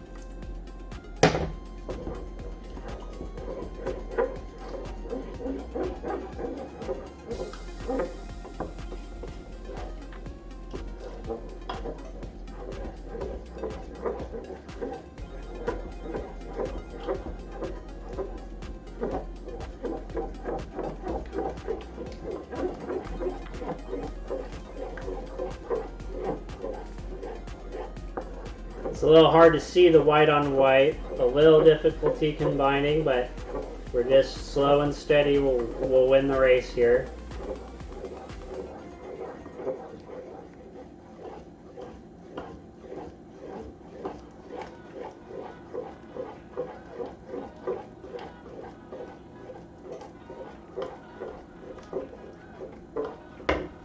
We're going to go ahead and go the full cup. So now we're up to 10 tablespoons of flour, 10 tablespoons of butter, and 3 cups of water, or 3 cups of milk.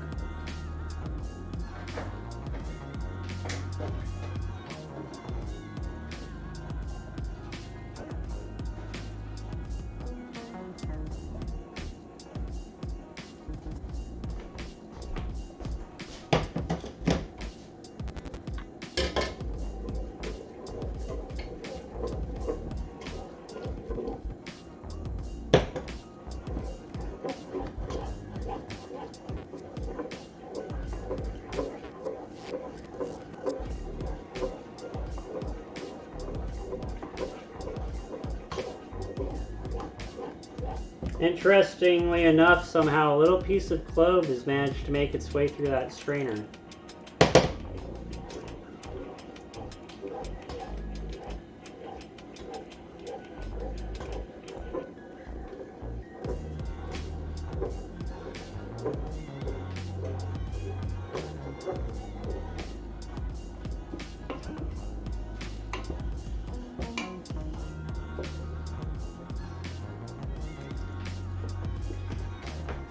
Alrighty.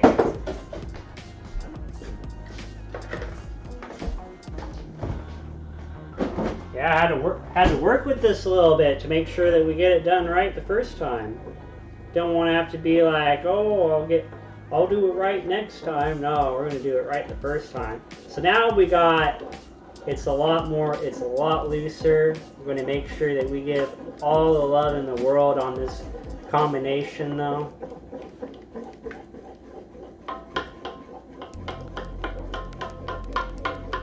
We are the human machine.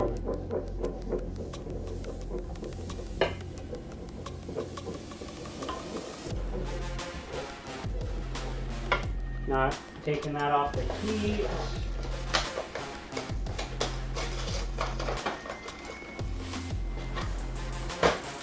Got those on standby.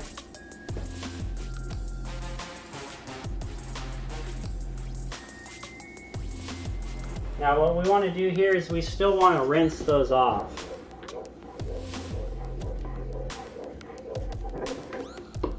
And what we're going to do here is, now that we got it combined, we're going to put that in the, we're going to put it in the oven for just a couple more minutes, just to help it reach the temperature.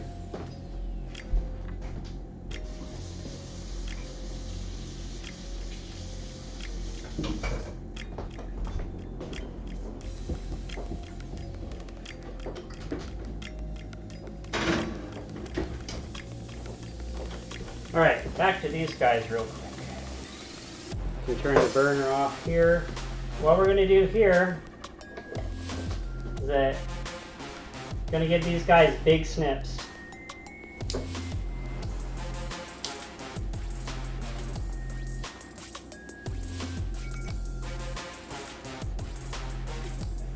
And then kind of big snips, no lie. Anything that is over, if it's over a 1/4 inch, go ahead and snip it.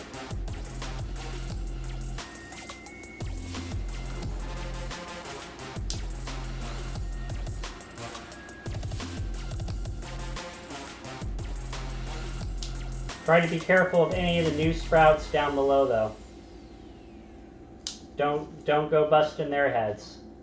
Get all the oldies out. Don't clip it all the way down to the root though. Leave it hanging a little bit.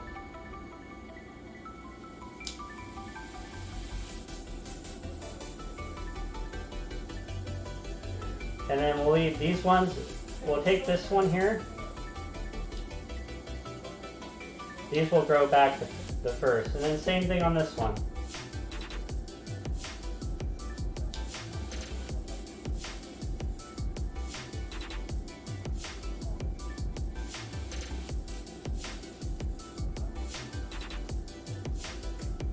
And this one doesn't have as many big ones.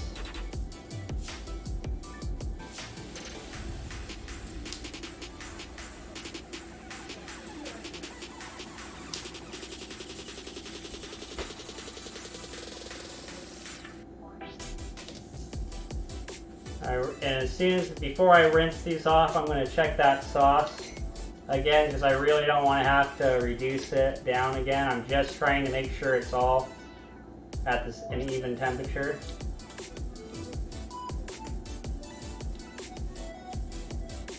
You can see why I was laughing about the basil that came in the package now, can't you?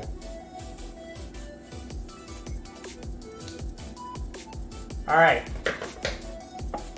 And all these right here, these are going to grow big and strong. Just you wait.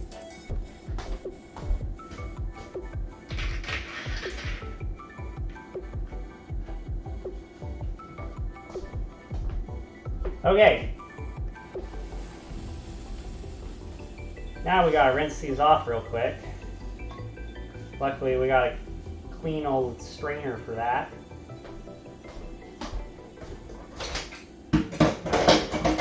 You know what? Just might not be clean enough.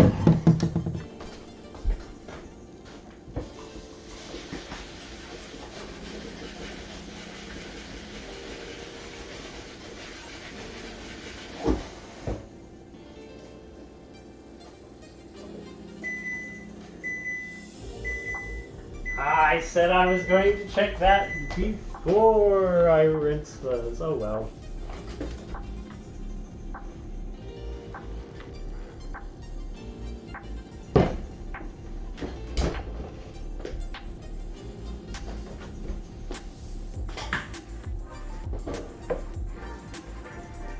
I always make that mistake. Perfect. Okay. Now very quickly,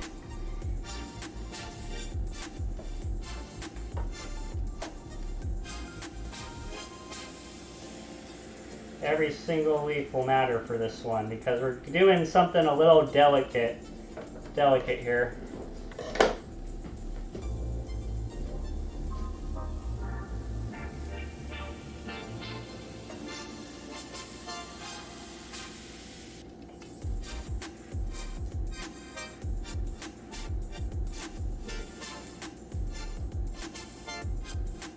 And then anything that's disheveled, I just use the green part of the leaf spill.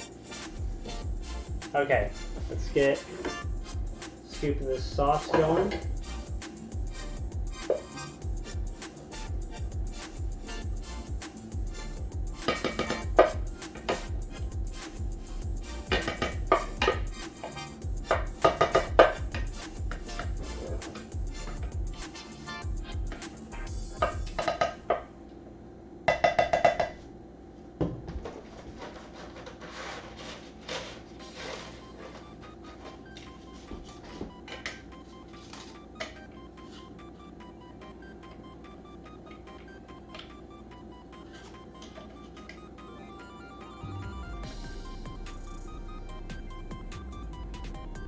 Ooh, if I make it, now that, do I want to do that, or do I really want to stack it up a bit? I think we want to stack it up just a little bit, so we get 4 total.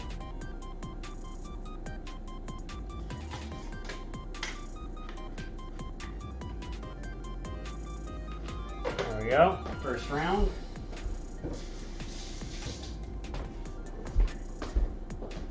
Cottage cheese.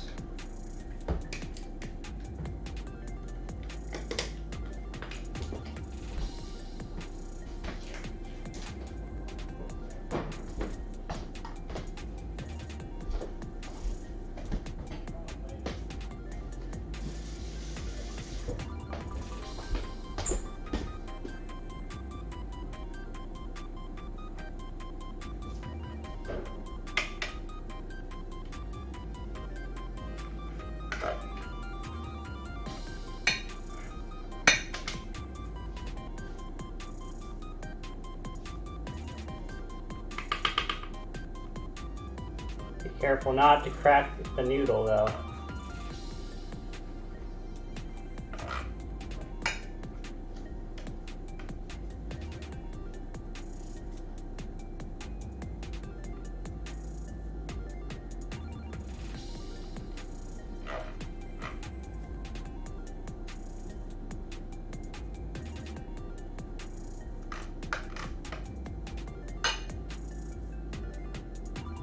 Oh, thank you very much, Amy and Bobby.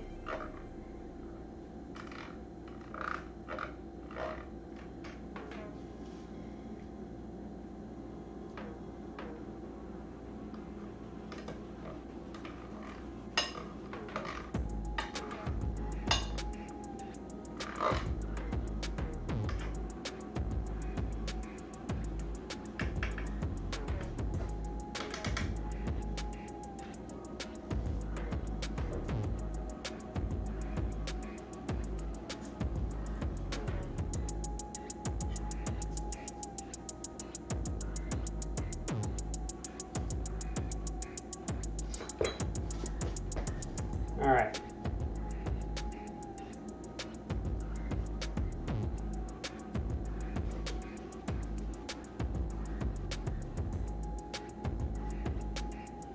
Then having this ricotta down first, it's really going to make it easy for us to get a single layer of basil down.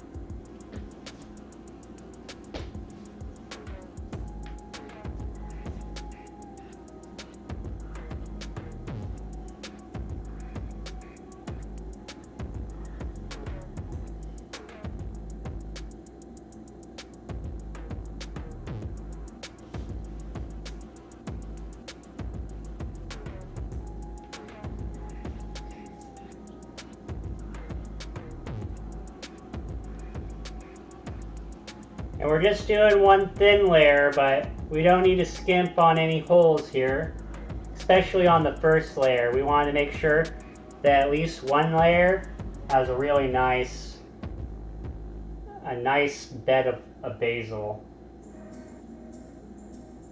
And then from there we can kind of get a little bit less with it after this initial bed, which we may have to. So we'll make sure we give this first bed nice and good. Okay. Now, thin layer of this tomato business.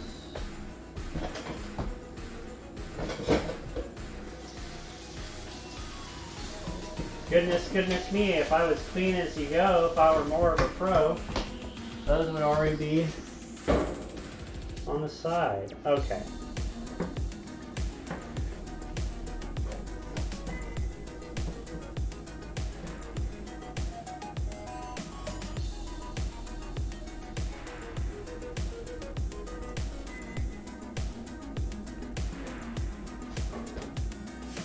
And this is sea salted diced tomatoes with ground up cashews.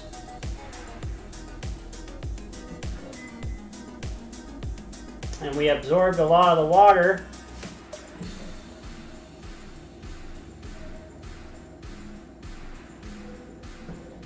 with the cashew.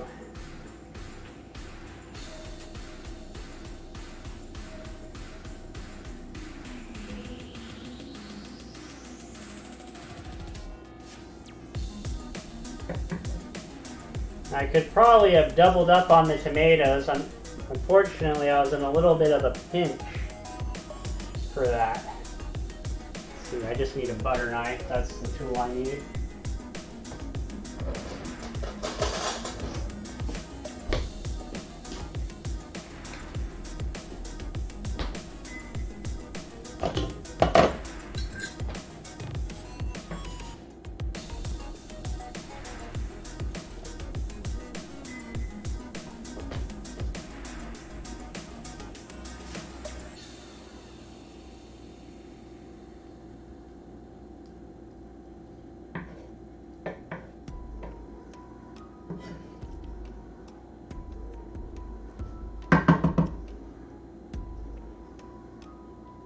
So this is where we're getting our protein from, is here in the nuts.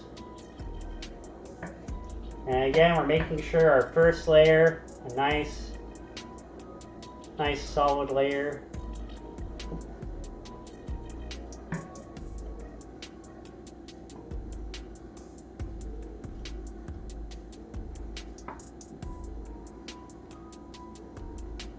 Only finger the food when you absolutely have to.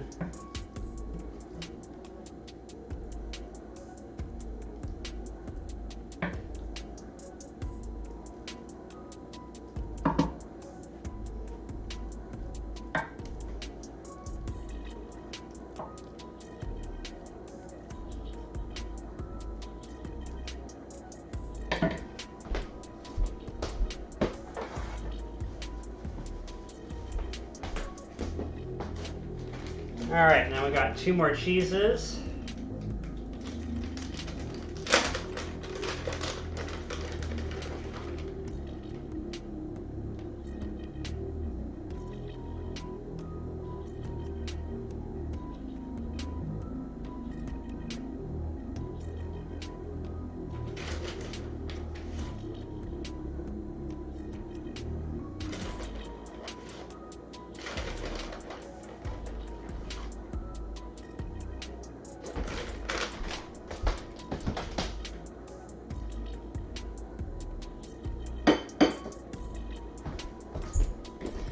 That was our Parmesan. Now we're coming in with the mozzarella.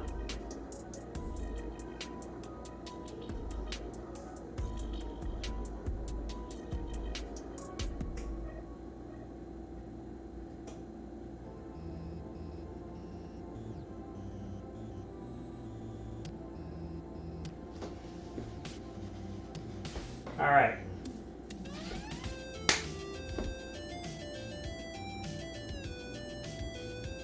Now I know that was a sin for some to break up that noodle, and I do apologize. I do apologize.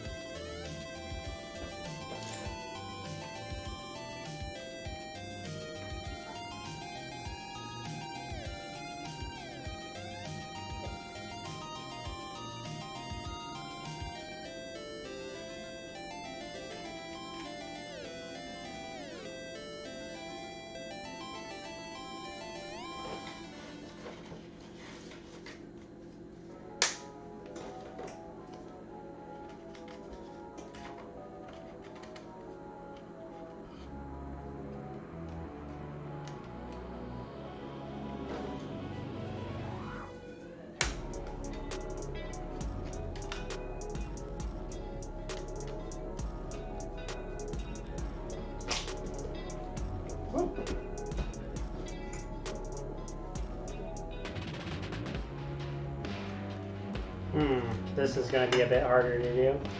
I think next time, as much as it's cool to save a bit of time, I'm not really that scared of cooking the noodle al dente. But this won't be the worst thing.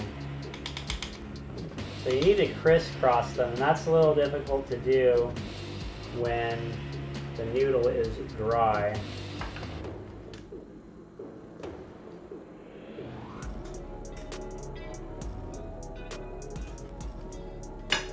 Certainly not the end of the world, though. Faced much worse odds. Much, much worse.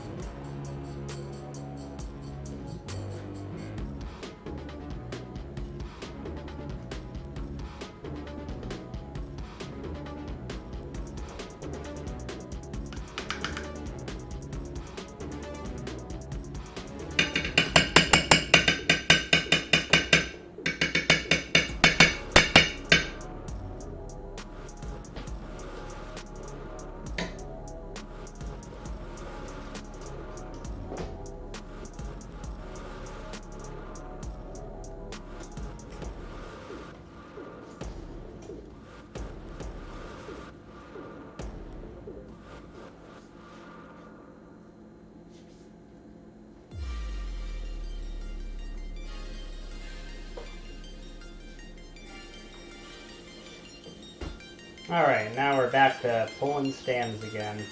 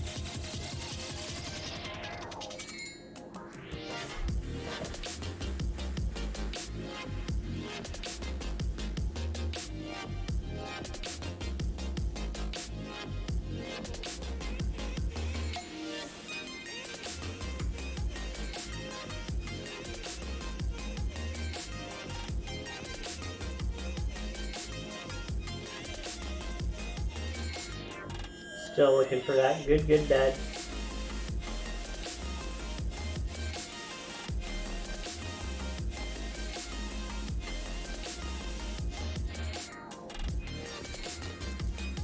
Got a couple more for this layer. And we can see what we're working with. Oop.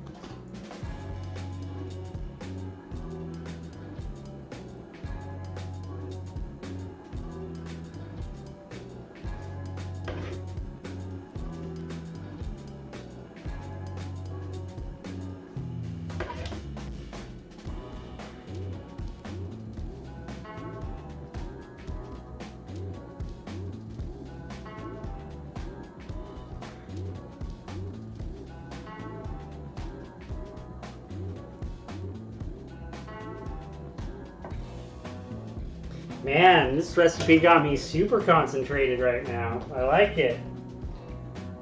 Alright. That's the only weird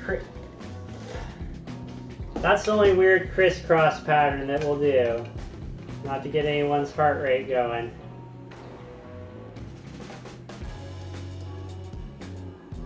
Just needed to give a good base, you know? Always need a good baseline.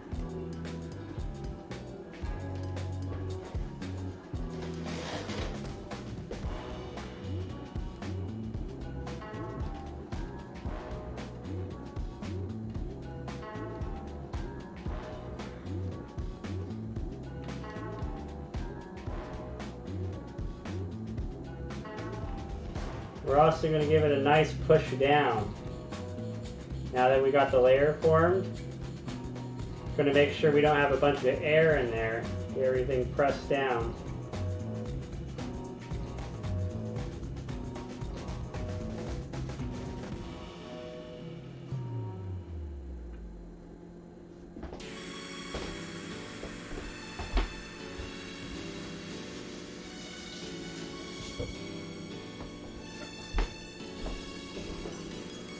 Okay, more ricotta cheese.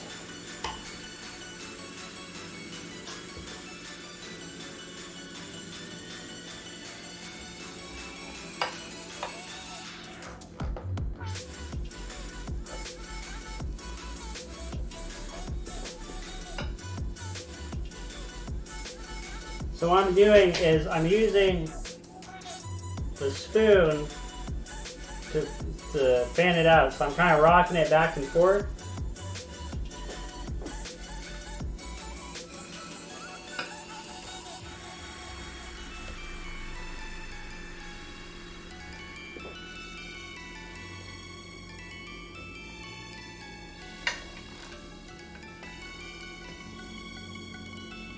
All right, final layer. Fight.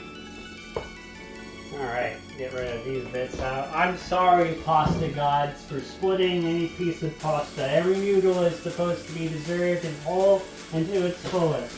I'm sorry. Please forgive me of my pasta sins. Oh, spaghetti monster in the sky. Wow, that's the real one. I forgot about that guy.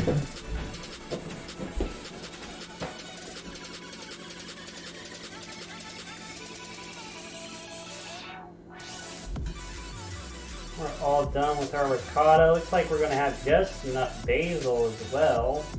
Ooh la la.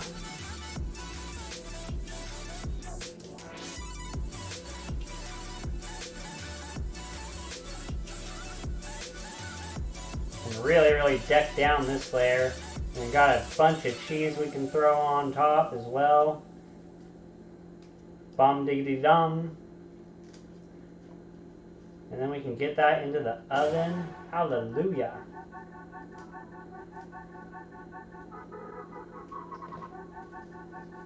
And the only scary things that happened so far today in the stream is that we had a mic or a webcam clip come apart and our white sauce was a little thick. But luckily, it was with a little tender love and care, a little patience, we were able to thin it back out again. We got a nice white sauce.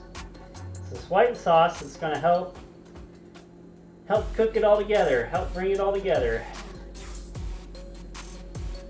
Now, if I already had my basil prepped, so what I would have done is I would have taken all these stems here and I would have chopped them up and I would have added them into the tomatoes and the walnuts. I unfortunately really underestimated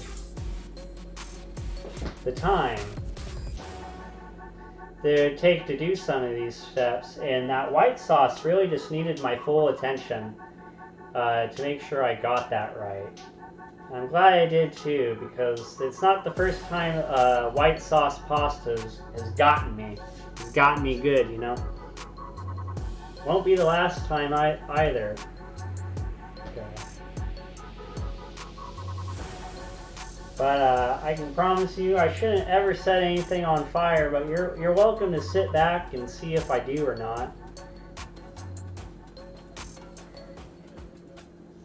Getting a nice bed here. But just even earlier when we were smoking up, good little show there for you, where I showed you how I just handled it, and no smoke alarms went off. Very important for when you're in smaller apartment complexes and things like that. This is our last layer of basil for our Caprese Lasagna. And I think we're going to have just enough basil to make this happen. I'm really happy that this tomato concoction worked out so well. I decided to go with cashews, and I wanted to add them, cook them with the tomatoes, and it really did help absorb all that extra moisture. And really did. It's a nice kind of meaty layer that's still very tomato. And I think it's the nut is just enough deviation off of a Caprese salad that it doesn't really affect the name too much. This has been a super fun little brain teaser. Overall, I spent about 2 hours, or a good hour and a half, trying to figure out the recipe and writing it down. And of course, I don't follow it, you know. But at the start of the show, it's the recipe that I had up on the TV screen at the start of the show there. And we followed it mostly. We had to make the most things that we modified. Actually, the only thing that we really modified was just what we used in our white sauce. Okay. Last layer for this as well. This is going to be our lightest layer, so we're going to make sure that we that it gets a little bit of everywhere. It does look like this will be the lightest layer, yes. Most likely. We'll just make sure there's a little bit of love in every bite. That's what we're looking for on spacing right now. Make sure the edges get a little bit of love too.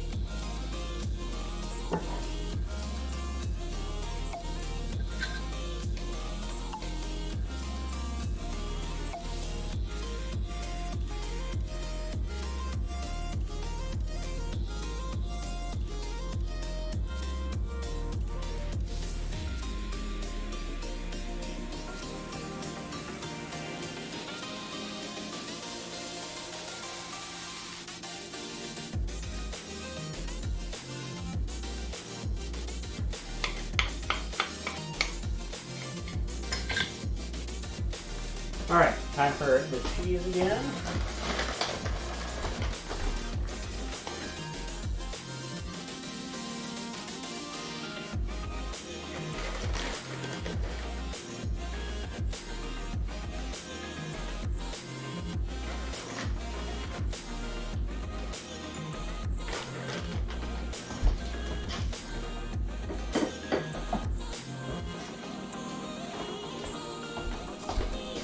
Looks like we will need to grate up a little bit more of that Parmesan. Make sure we do all the legwork on camera. Oh, pasta gods, why? They're good.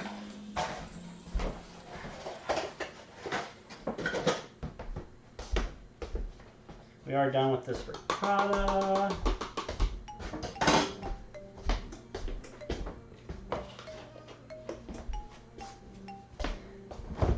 That refrigerated. Yeah, I'm refrigerated.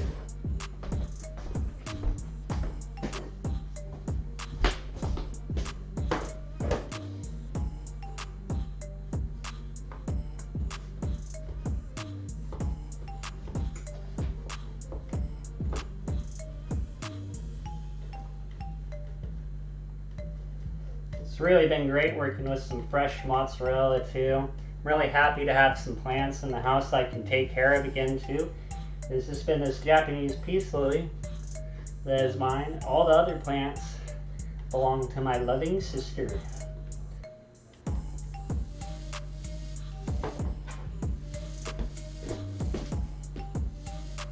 Gotta make sure it doesn't that the mozzarella doesn't clump up on your hand here.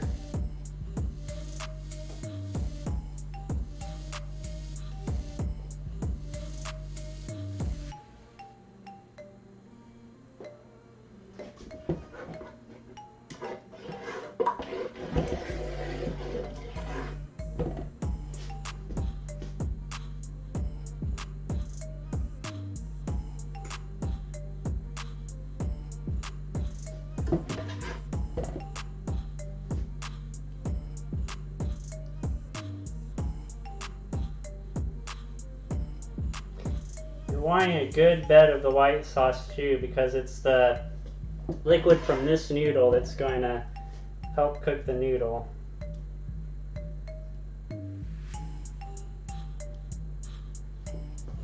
Oh! I needed those. I'm too clean. I'm too pro.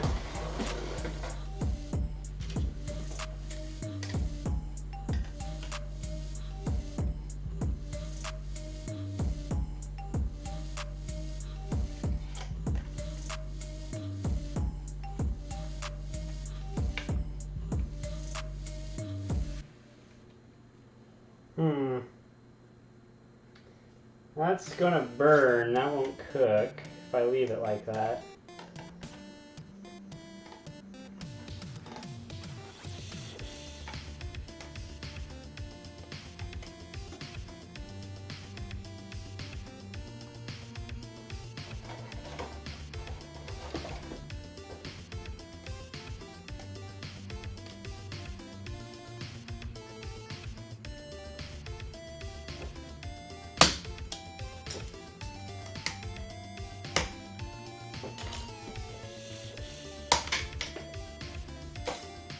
Forgive me, pasta gods, for I have sinned.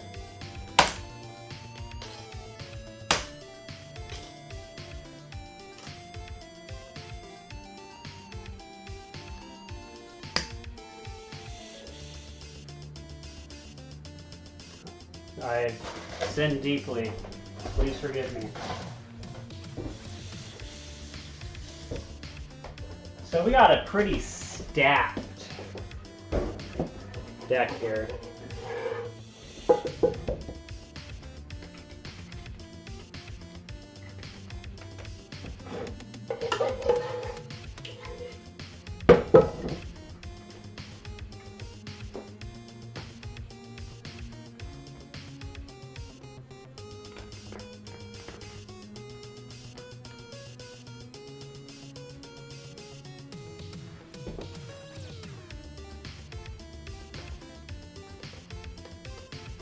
It's a damn shame. Could have done a little bit better at the top layer here.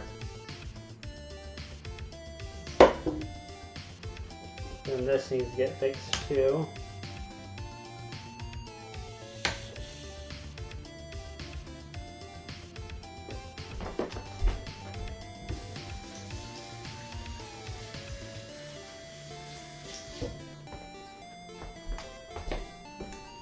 Goodness me. That's the most I've had to finger food in a recipe in a little while now.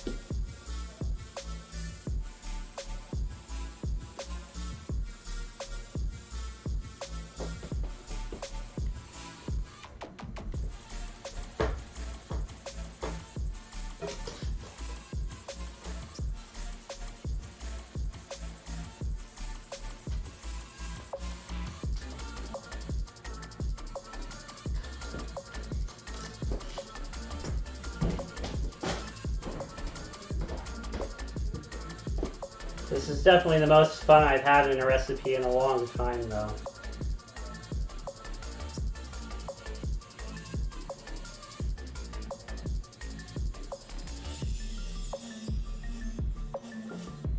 You know what? I think we can go for the whole mozzarella. So this is a pretty stacked lasagna right here. I can't wait to see how it tastes. I got other people are going to let me know too. We already got that oven at 350.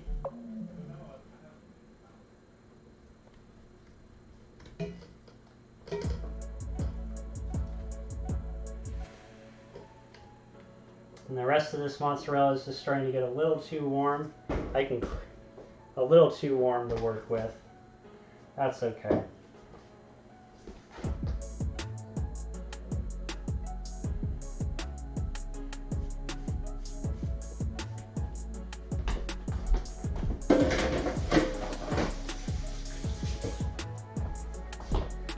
All right, and then the last thing that we're gonna do is we're gonna add a little color to the top of this.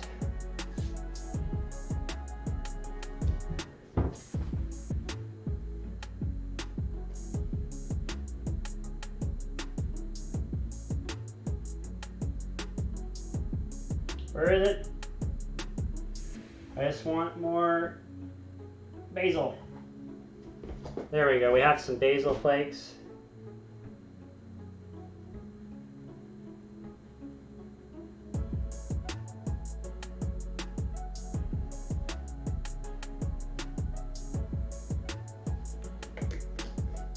All right, into the oven she goes.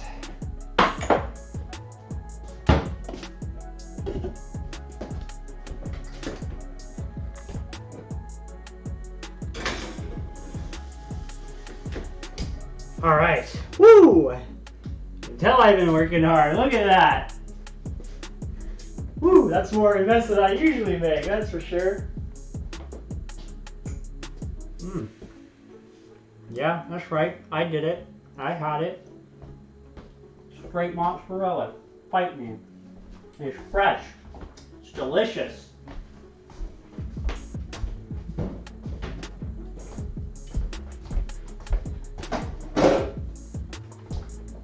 I almost want to try repotting this, but we're not going to worry about that today.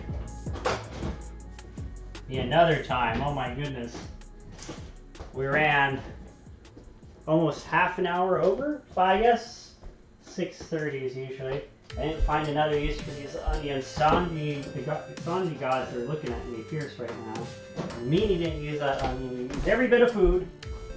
Yes, yes, Sanji. I know Sanji. I'm sorry, Sanji, and I'm sorry, spaghetti monster in the sky, for my sins.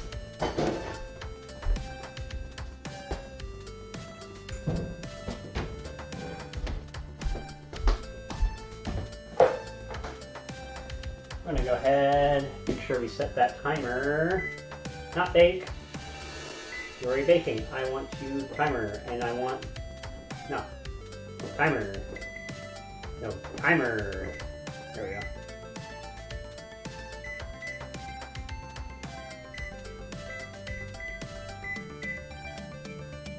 we go. $35. All right, there we go.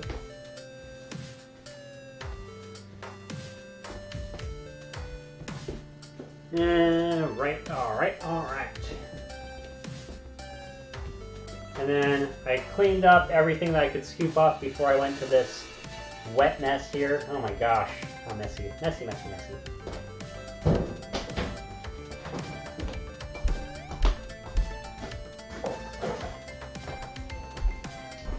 Gosh, goodness me, not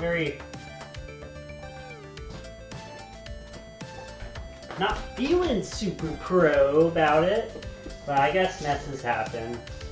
That's what brooms are for.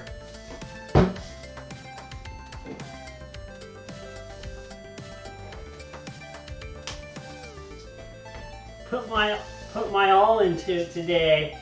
I appreciate the request. They got me focused on the grill. Practicing making a white sauce. We actually got to stud an onion this time. Came out a little too thick the first time for anyone watching the replays. But I think we ended up with something formidable. Now we just gotta see if this ends up with enough flavor. Does the fresh mozzarella carry the weight? Or do I have to pay for not adding some pepper in that cast iron skillet while I got the chance? Well, I'll leave.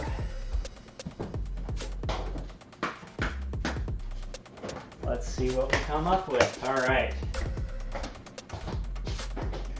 Now I got 40 minutes on that timer right now, and some dishes to take care of. That's what we're gonna do.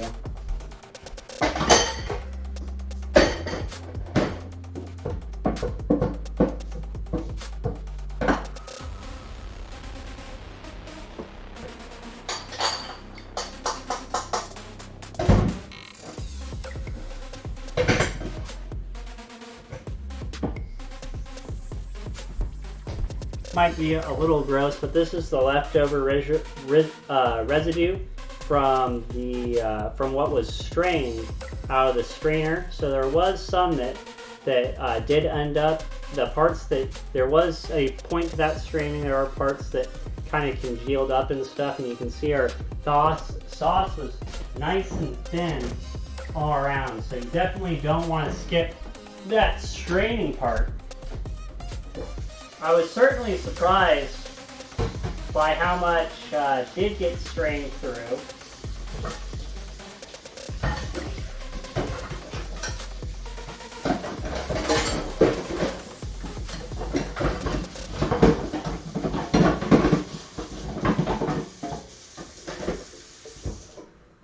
That one was quite the shocker. All right, cool to the touch. That bad boy over there, the skillet will be really easy. And then let's wet this down, get it wiped down.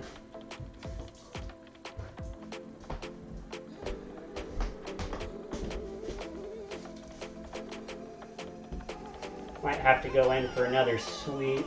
Maybe we'll just, not too warm. Maybe we'll give it a nice little clean while we're waiting.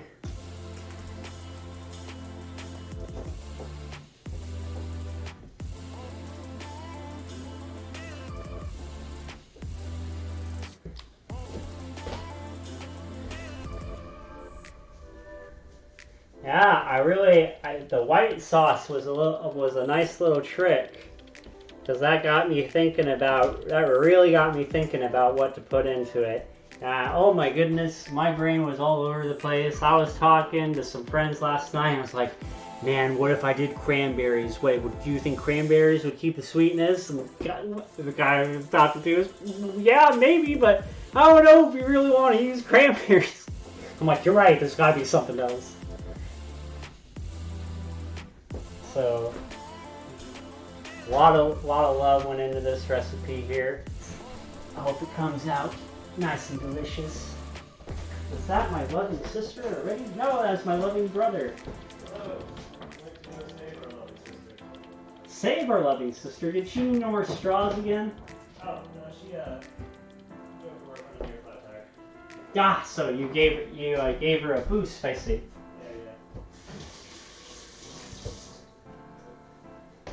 I'm just letting you know I'm live, so anything you say can and will be used against you by the chat. Okay. Yeah.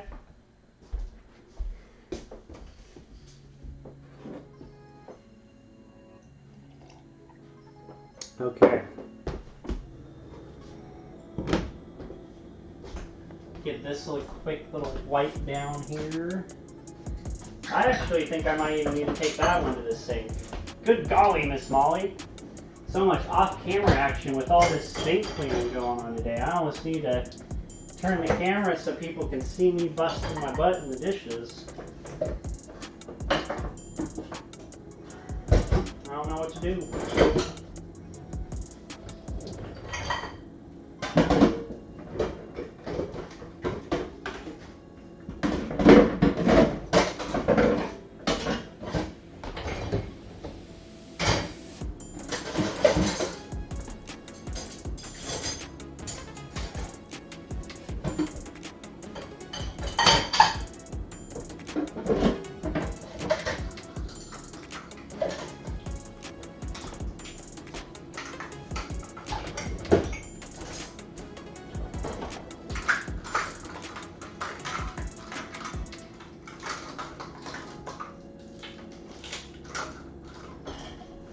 Making big chill use of the dishwasher though.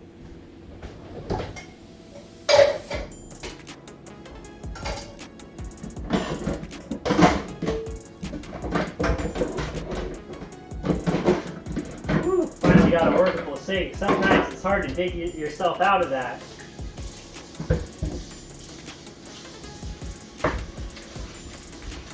You got too many large bowls in the sink and whatnot.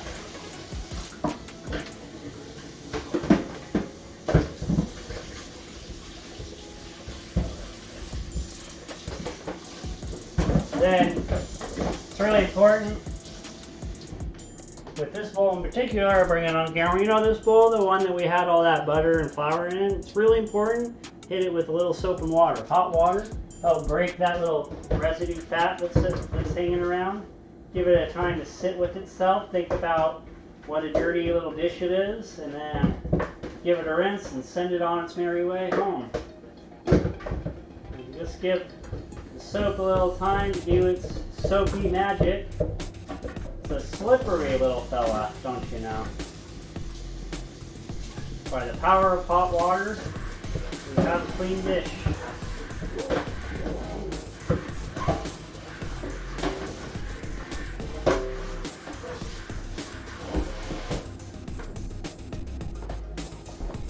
Give that guy a dry off here in a second.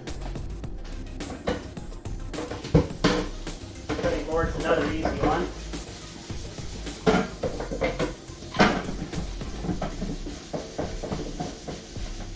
Clean all my wooden spoons while I'm at it.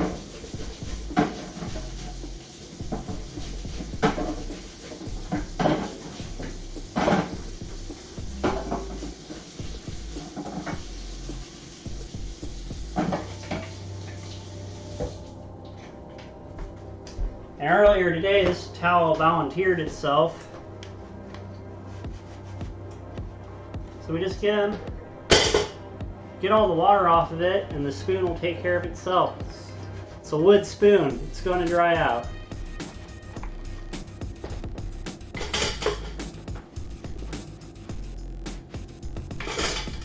All right, 25 minutes. Just taking a little peek, make sure. So I really cracked the lip on that edge because I didn't want anything to run over and hit the bottom of my oven. All right, we're almost there. Just a few more things to rinse off.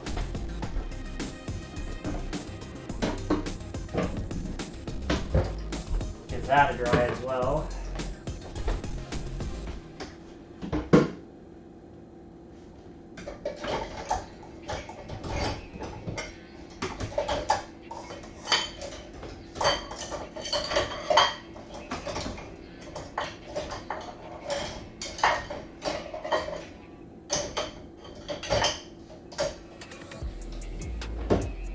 Alright, final countdown.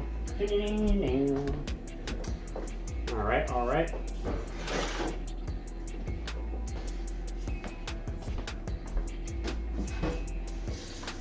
Next thing we got going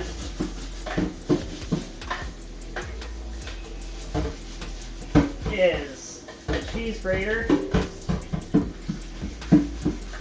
You always want to make sure to give that an extra good scrub.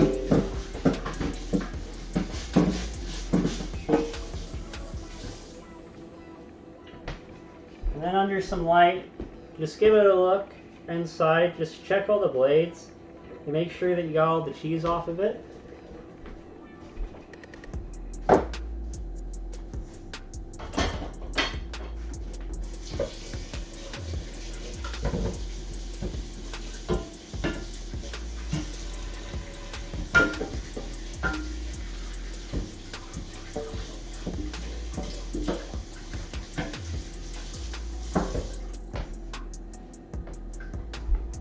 Alright. 23 minutes left out of 35.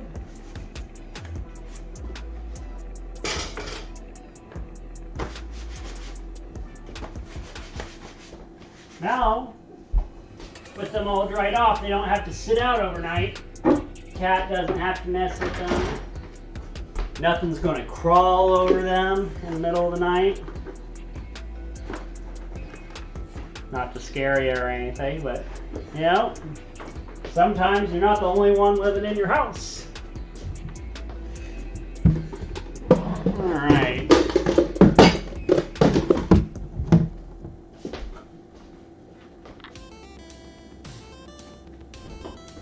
Now I was actually going to hit a little bit of this with the scrub brush. I don't usually, but just this will smoke up a little bit more than I'd like to, so we're just going to hit it real quick.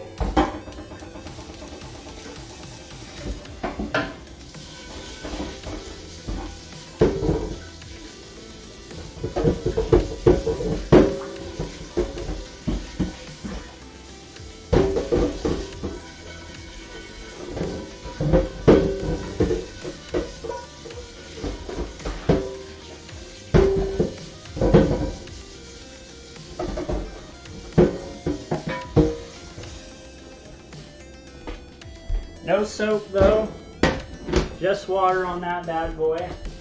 And we don't want to, and we want to wipe it down with a paper towel.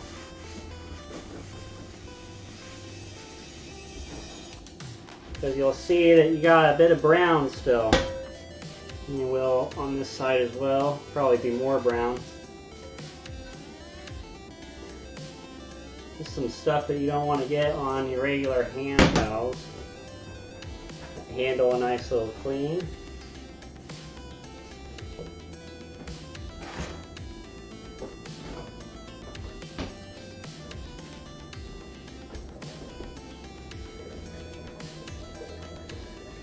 Alright, one more pot to go. And before you cook with this next time, you'll just want to make sure to throw some oil on it and you'll be all set.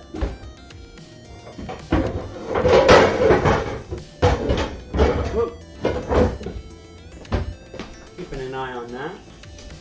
Still looking great.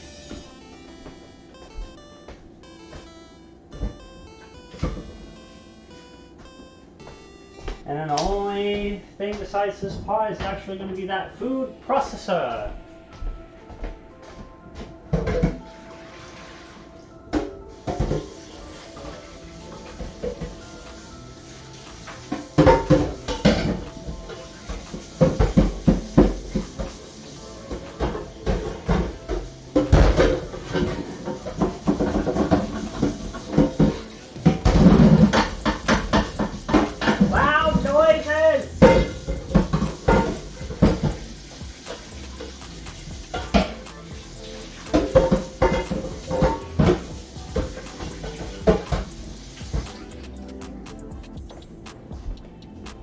Okay.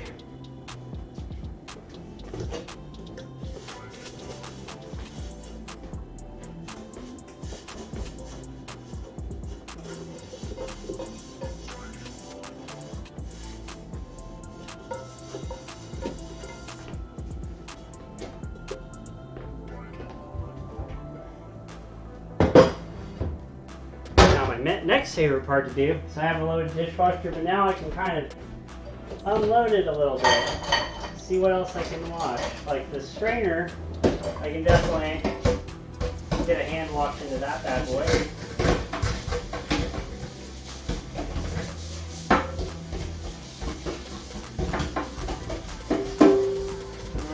I lied about the strainer. The strainer is going to want to go through the wash, just so we don't miss any extra bits there.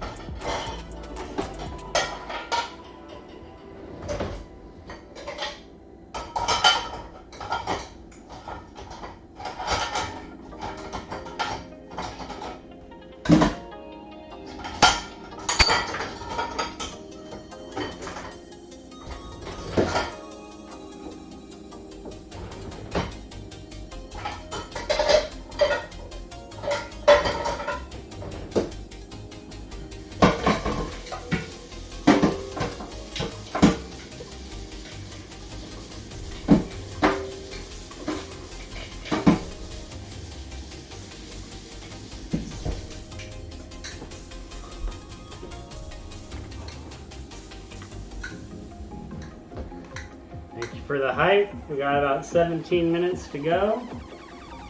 And in that time, we got a clean kitchen. We almost used the whole pound of lasagna. And what kept this a lasagna wasn't the red sauce, it was the noodle. The noodle is what kept this a lasagna. There was a different route. I don't know if Amy and Bobby heard or not, but I was considering to keep the sweetness of the basil in the whole dish. I was almost thinking of, I was trying to think of what type of filler to use before we decided on the tomatoes and the nuts. I almost thought sweet potatoes. And I was actually going to layer out sweet potatoes, cut them real thin, and have them layered like noodles. And then I realized that that would kind of make this more of a Capri, or it wouldn't even make it a Caprese anymore, let alone a lasagna. Because what's holding this all together right now is the lasagna noodle.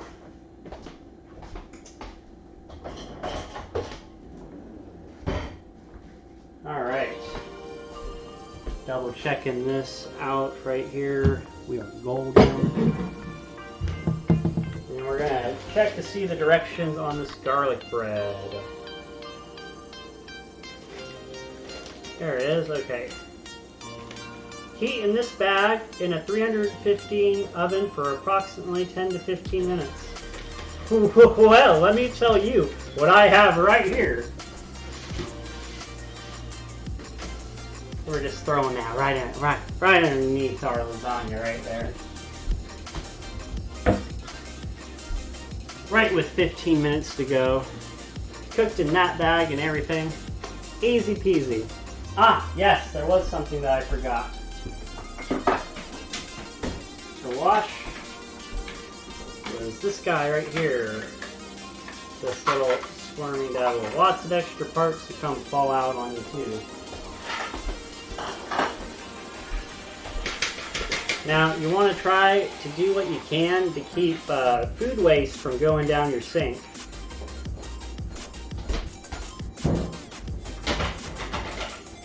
It's bad enough that it goes in landfills in the first place, but we don't need it in our water supply.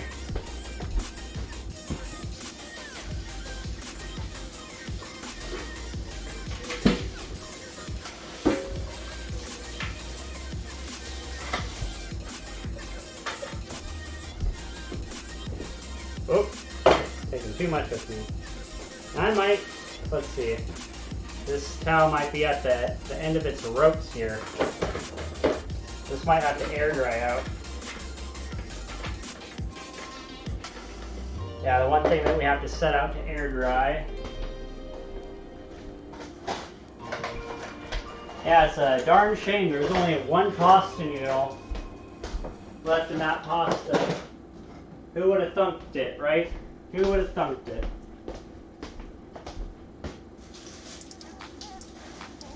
Alright. Go ahead. Push your flour back. I don't think I'm on camera anywhere over by the... Yeah, it doesn't even show it no more. Let's fix that up real quick.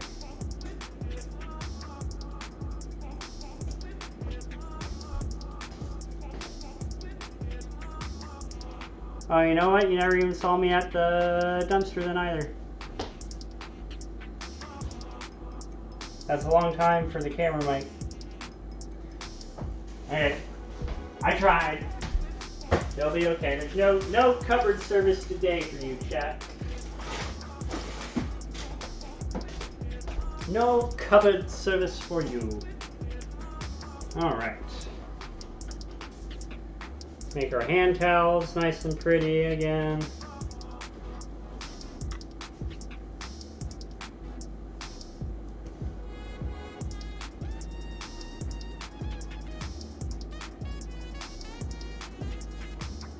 Favorite type of towel. Still pretty clean for how much traffic it got today. But that's gonna get thrown into the wash.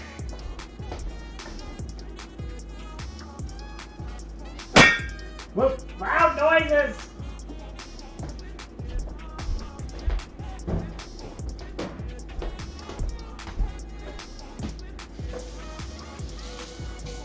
Alright, just one more counter to clean up here. Maybe I can warm up my coffee.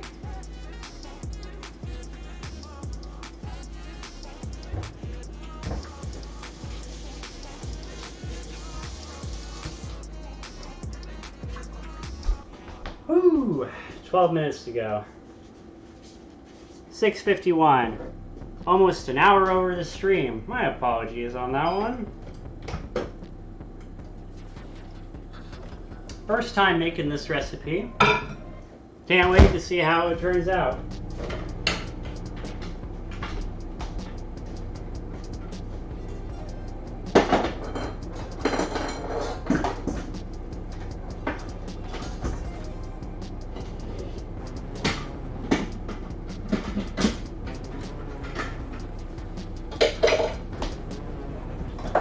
Oh my goodness, so many parts!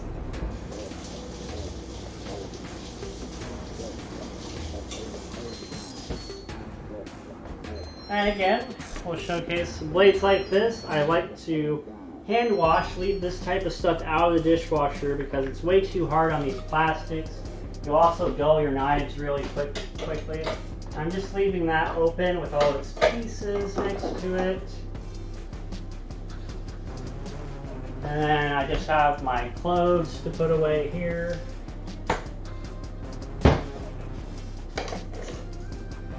A little bit more of a wipe up here. Kind of a little bit done. We're past the paper towel game at this point, so we're just using a sponge now. Trying to help wipe up some things. Just over the paper towel game now at this point. Used quite a few today. Now I'm just going to make sure to rinse out this sponge.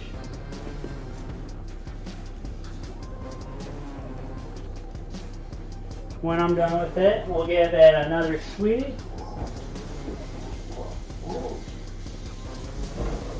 Get a good wiping out on my sink here. Under the soap container.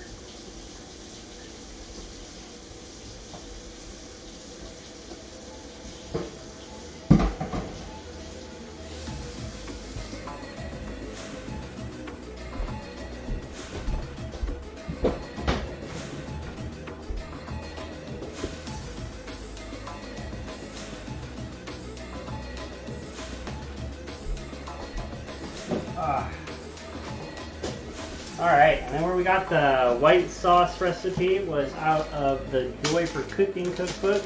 I've been referring to this cookbook quite often. I got a couple other ones that we can show off for the last couple minutes. Let's see what else we got.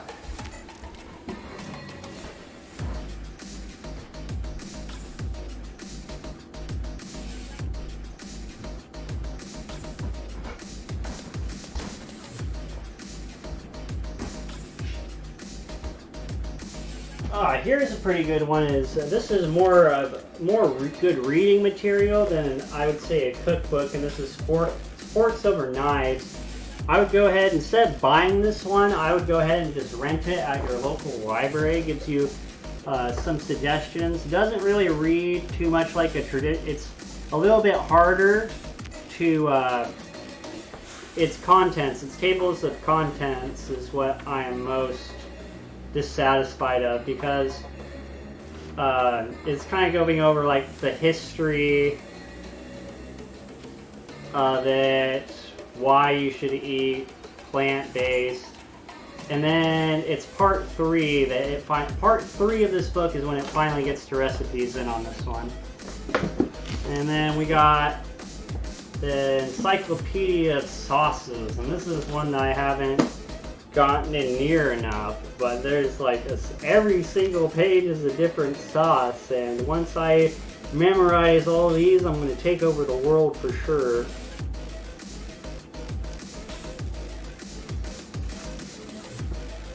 That's another fun one.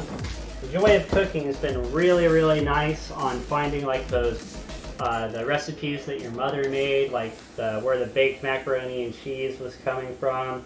Has a great index, lets you know how to prepare the recipes, as well as giving you basics for just pastas or soups, stews, giving you definitions. The Joy of Cooking is another great cookbook to read over, as well as enjoy the recipes. Those are the books that I got to show off for today. No more books.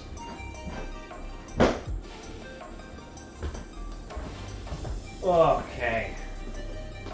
Taking another quick peek here. Nice. So, I want to get a light on that. Light. Luminous. There it is.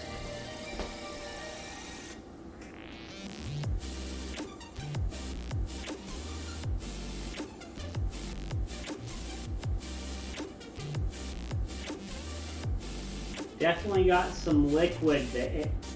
Got some liquid in there. I hope we don't end up with a too watery of a lasagna. We still have another 6 minutes to go though, so it's really anyone's game. Nice and bubbly though.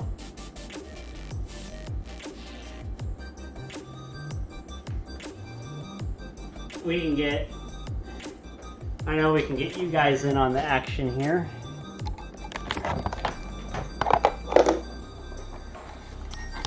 Ah.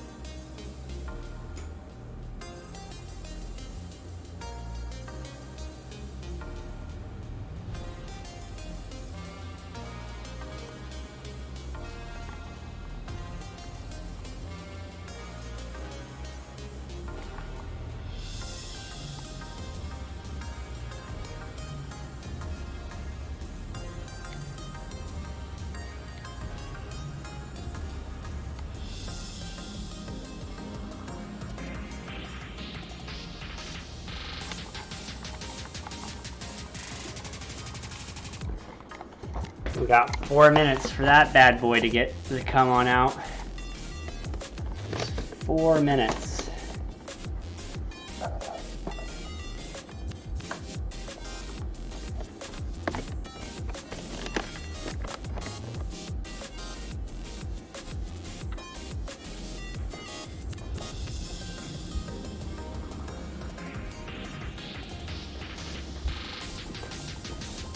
Whew.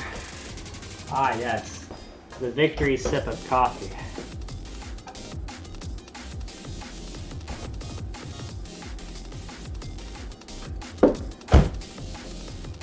Whew.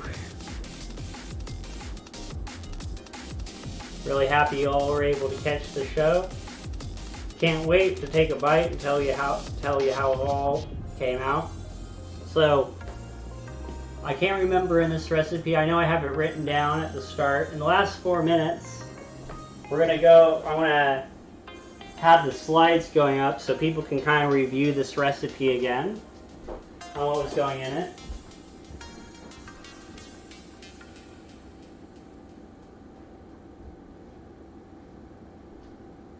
And right there, right at the top, that's that white sauce that we're talking about. And for this recipe, the final count was 10 tablespoons of butter, 10 tablespoons of flour, and 3 cups of milk. I'm going to have to rewatch the replay, gosh darn it.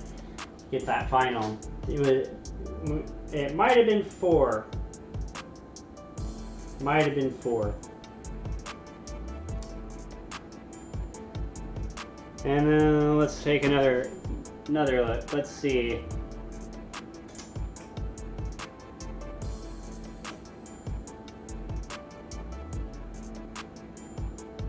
I need to see if I left the garlic in there. So if I weren't going to serve this with garlic bread, I was really heavily considering throwing some minced garlic into the tomatoes with the cashew crumbs. But I decided to leave the garlic flavor out and to leave that to savor the garlic bread. So I didn't want, I figured that a lot of these tastes are going to be pretty mild. So the tomatoes are really going to have to speak for themselves here. And we got some nice canned peeled tomatoes. So I'm sure we got some delicious tomatoes there. And then we're really letting the basil and the grated mozzarella, that fresh mozzarella, we're really letting it all speak for itself right now. So something else that I don't like about this pasta method, where you just put the lasagna noodles in dry, is that it is making these little edges that didn't get cooked, they just got burnt. So little edges that didn't quite make it down into the sauce. It is coming up as kind of like a flanged burnt piece, and I rather 100% of the food I want every bite to be a success on that. So if I were to redo this, I would probably pre-cook my noodles still. And you just need to cook them al dente, which usually takes about 7 minutes.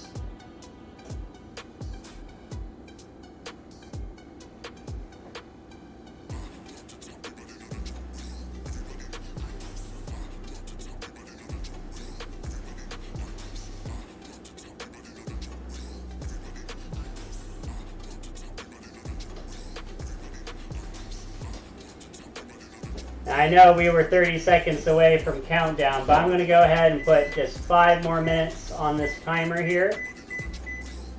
We cut it right there in the middle, between 35 and 40 minutes. We're going to go ahead and put another 5 on the clock there, just so as much of this liquid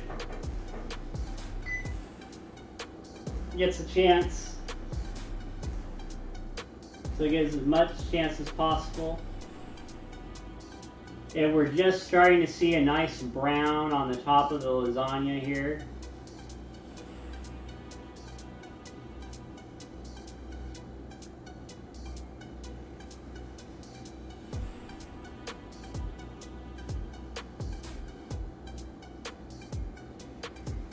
So, and then something else that I would adjust, we used 2 cups total of cashews. I probably was seeing how the amount of water, not that the lasagna is watery, but the amount of water, I would be fine with adding 3 cups total of cashew altogether. And the cashew, to remind people, or just to go over it again, the cashew is our source of protein in this dish. We're using the tomato to make this, to follow the Caprese theme, and we threw in the cashews as the protein source. If for some reason you can't process your own cashews and you can't grind them up in a food processor, you have the option of using a meat substitute and to do a sausage. However, you're going to kind of have like, it's going to conflict. It's going to feel like there's too much like a red sauce and a white sauce. I feel like it would be an odd combo if you substituted meat like that. So my suggestion, if you need to switch it up a little bit, if you need to use, like, if you can't have tomatoes because of nightshades, I would switch out the tomatoes and the cashews, and I'd use a sausage substitute sausage with sweet peas. And then you also wouldn't need to use the basil anymore at that point. I really like what we worked out with this recipe, with still including the tomato and the lasagna. I think we did it in a really fun way. It still has this really great red color coming about, but it's definitely been cooked in a white sauce. And at the end of the day, that makes it does come out as a creamed tomato sauce. So we hit all the numbers today. I can't wait to try this. Another one of the nuts, we had another nut that we could have used, was pine nuts. And I chose not to use pine nuts because they are very expensive. They go rancid very quickly, and there's only so many trees in the world that actually produce those. So I'm not going to add demand on pine nuts. It wasn't even going to be, I don't think that nut would have worked as well. I really liked how much I could grind up these cashews, and it absorbed a ton of water right away, and it was a great binder for the tomatoes. We got one more minute, and I'm really liking what I'm seeing here. What we do need to take out straight away though is definitely that garlic bread. I'm going to go ahead and switch back the cameras over.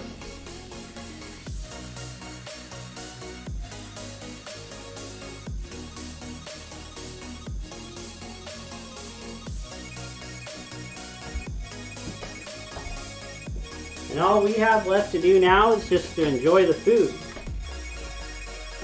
We got all the cleaning done already. Gonna go ahead without that garlic bread first.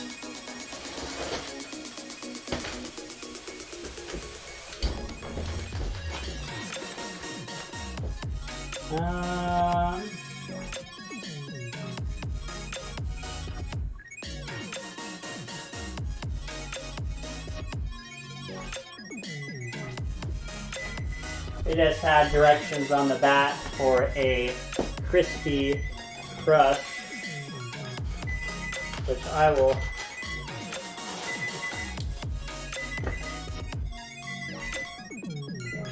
pass on. We'll get this bad boy set up real quick.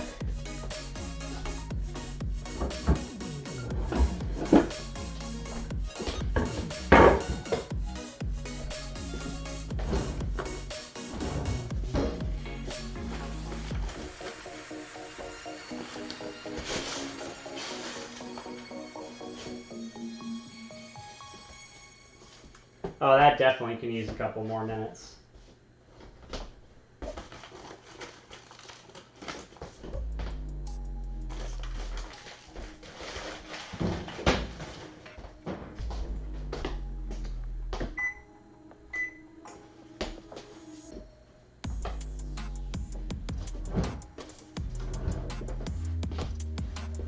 Whoop.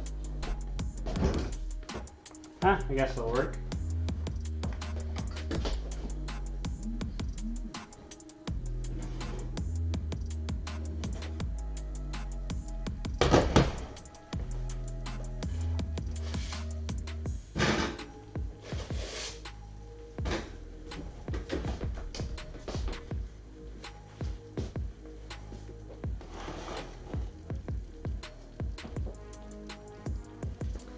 Now, I know everyone wants to see the close-up, the sizzle. Let's give the people what they want, eh?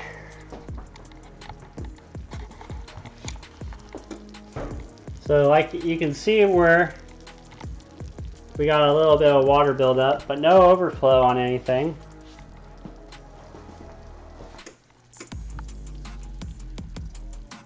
Oh yeah, you guys still see me out on the other camera.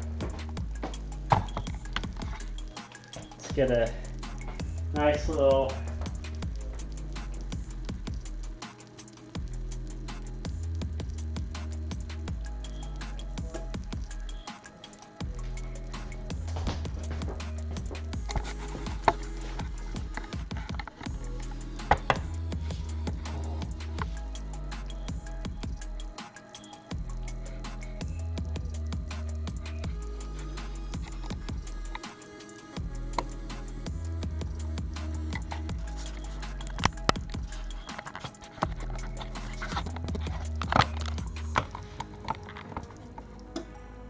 Come on, show its beauty.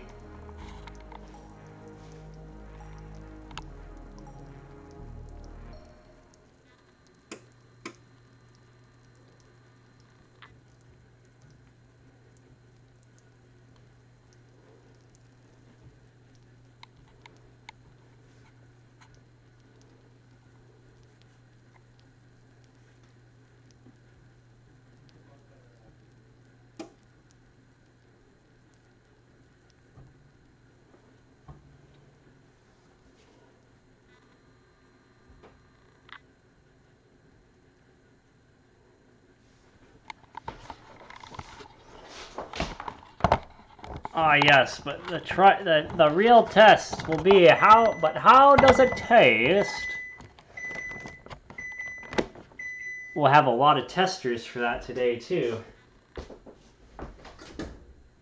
It's a couple more minutes on that bread. Letting it stand for a couple minutes. I'm really curious to see how the layers got done on this. Nice, and the perfect, just enough browning on the cheese there. We're gonna want a nice sharp knife for this. Whew.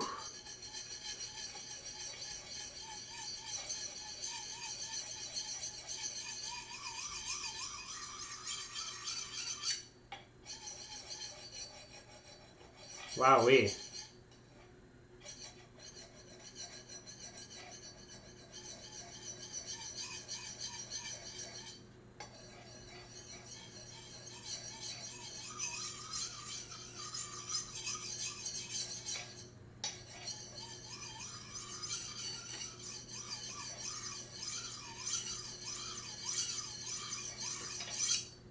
Okay.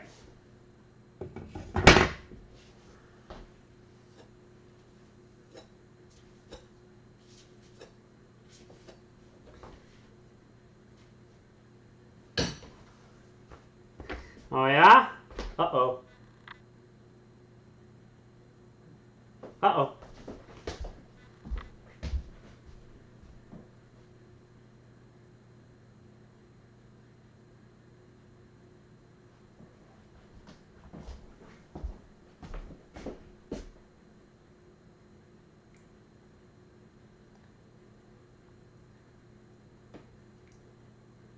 It says I'm live, but I don't know. You are. Woo! Yeah, I am! Okay.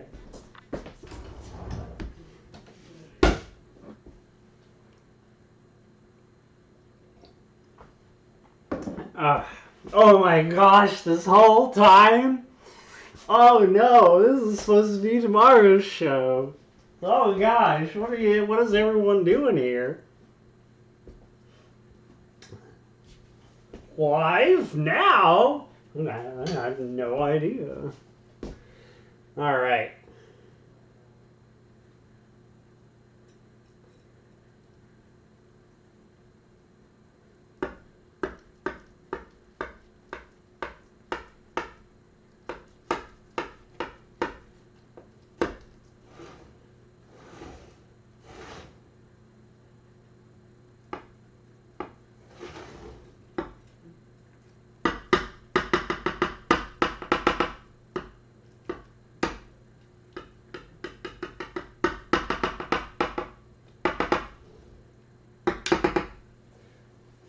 Alright, let's see how bad I messed up. Can't forget about that garlic bread either. It's being some stubborn bread right there. Okay.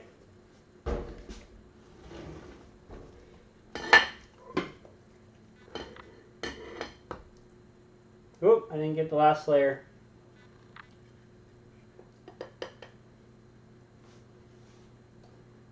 Last layer didn't quite come with me at all.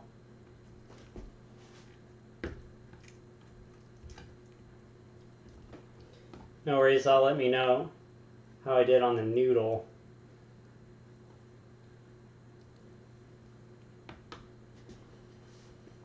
Whew. Ah, yeah. Ah, lovely. Okay.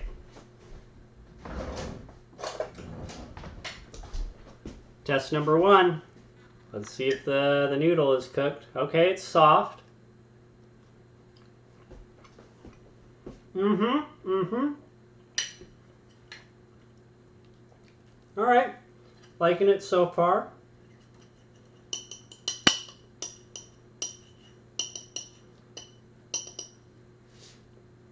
That ricotta cheese oozing out.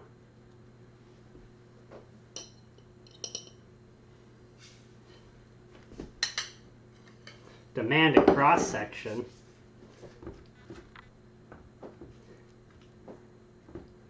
Demands will be met.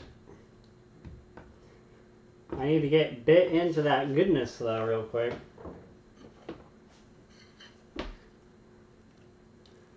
All right. There's a little bit of everything right here. The tomato, the basil. All right. One and done.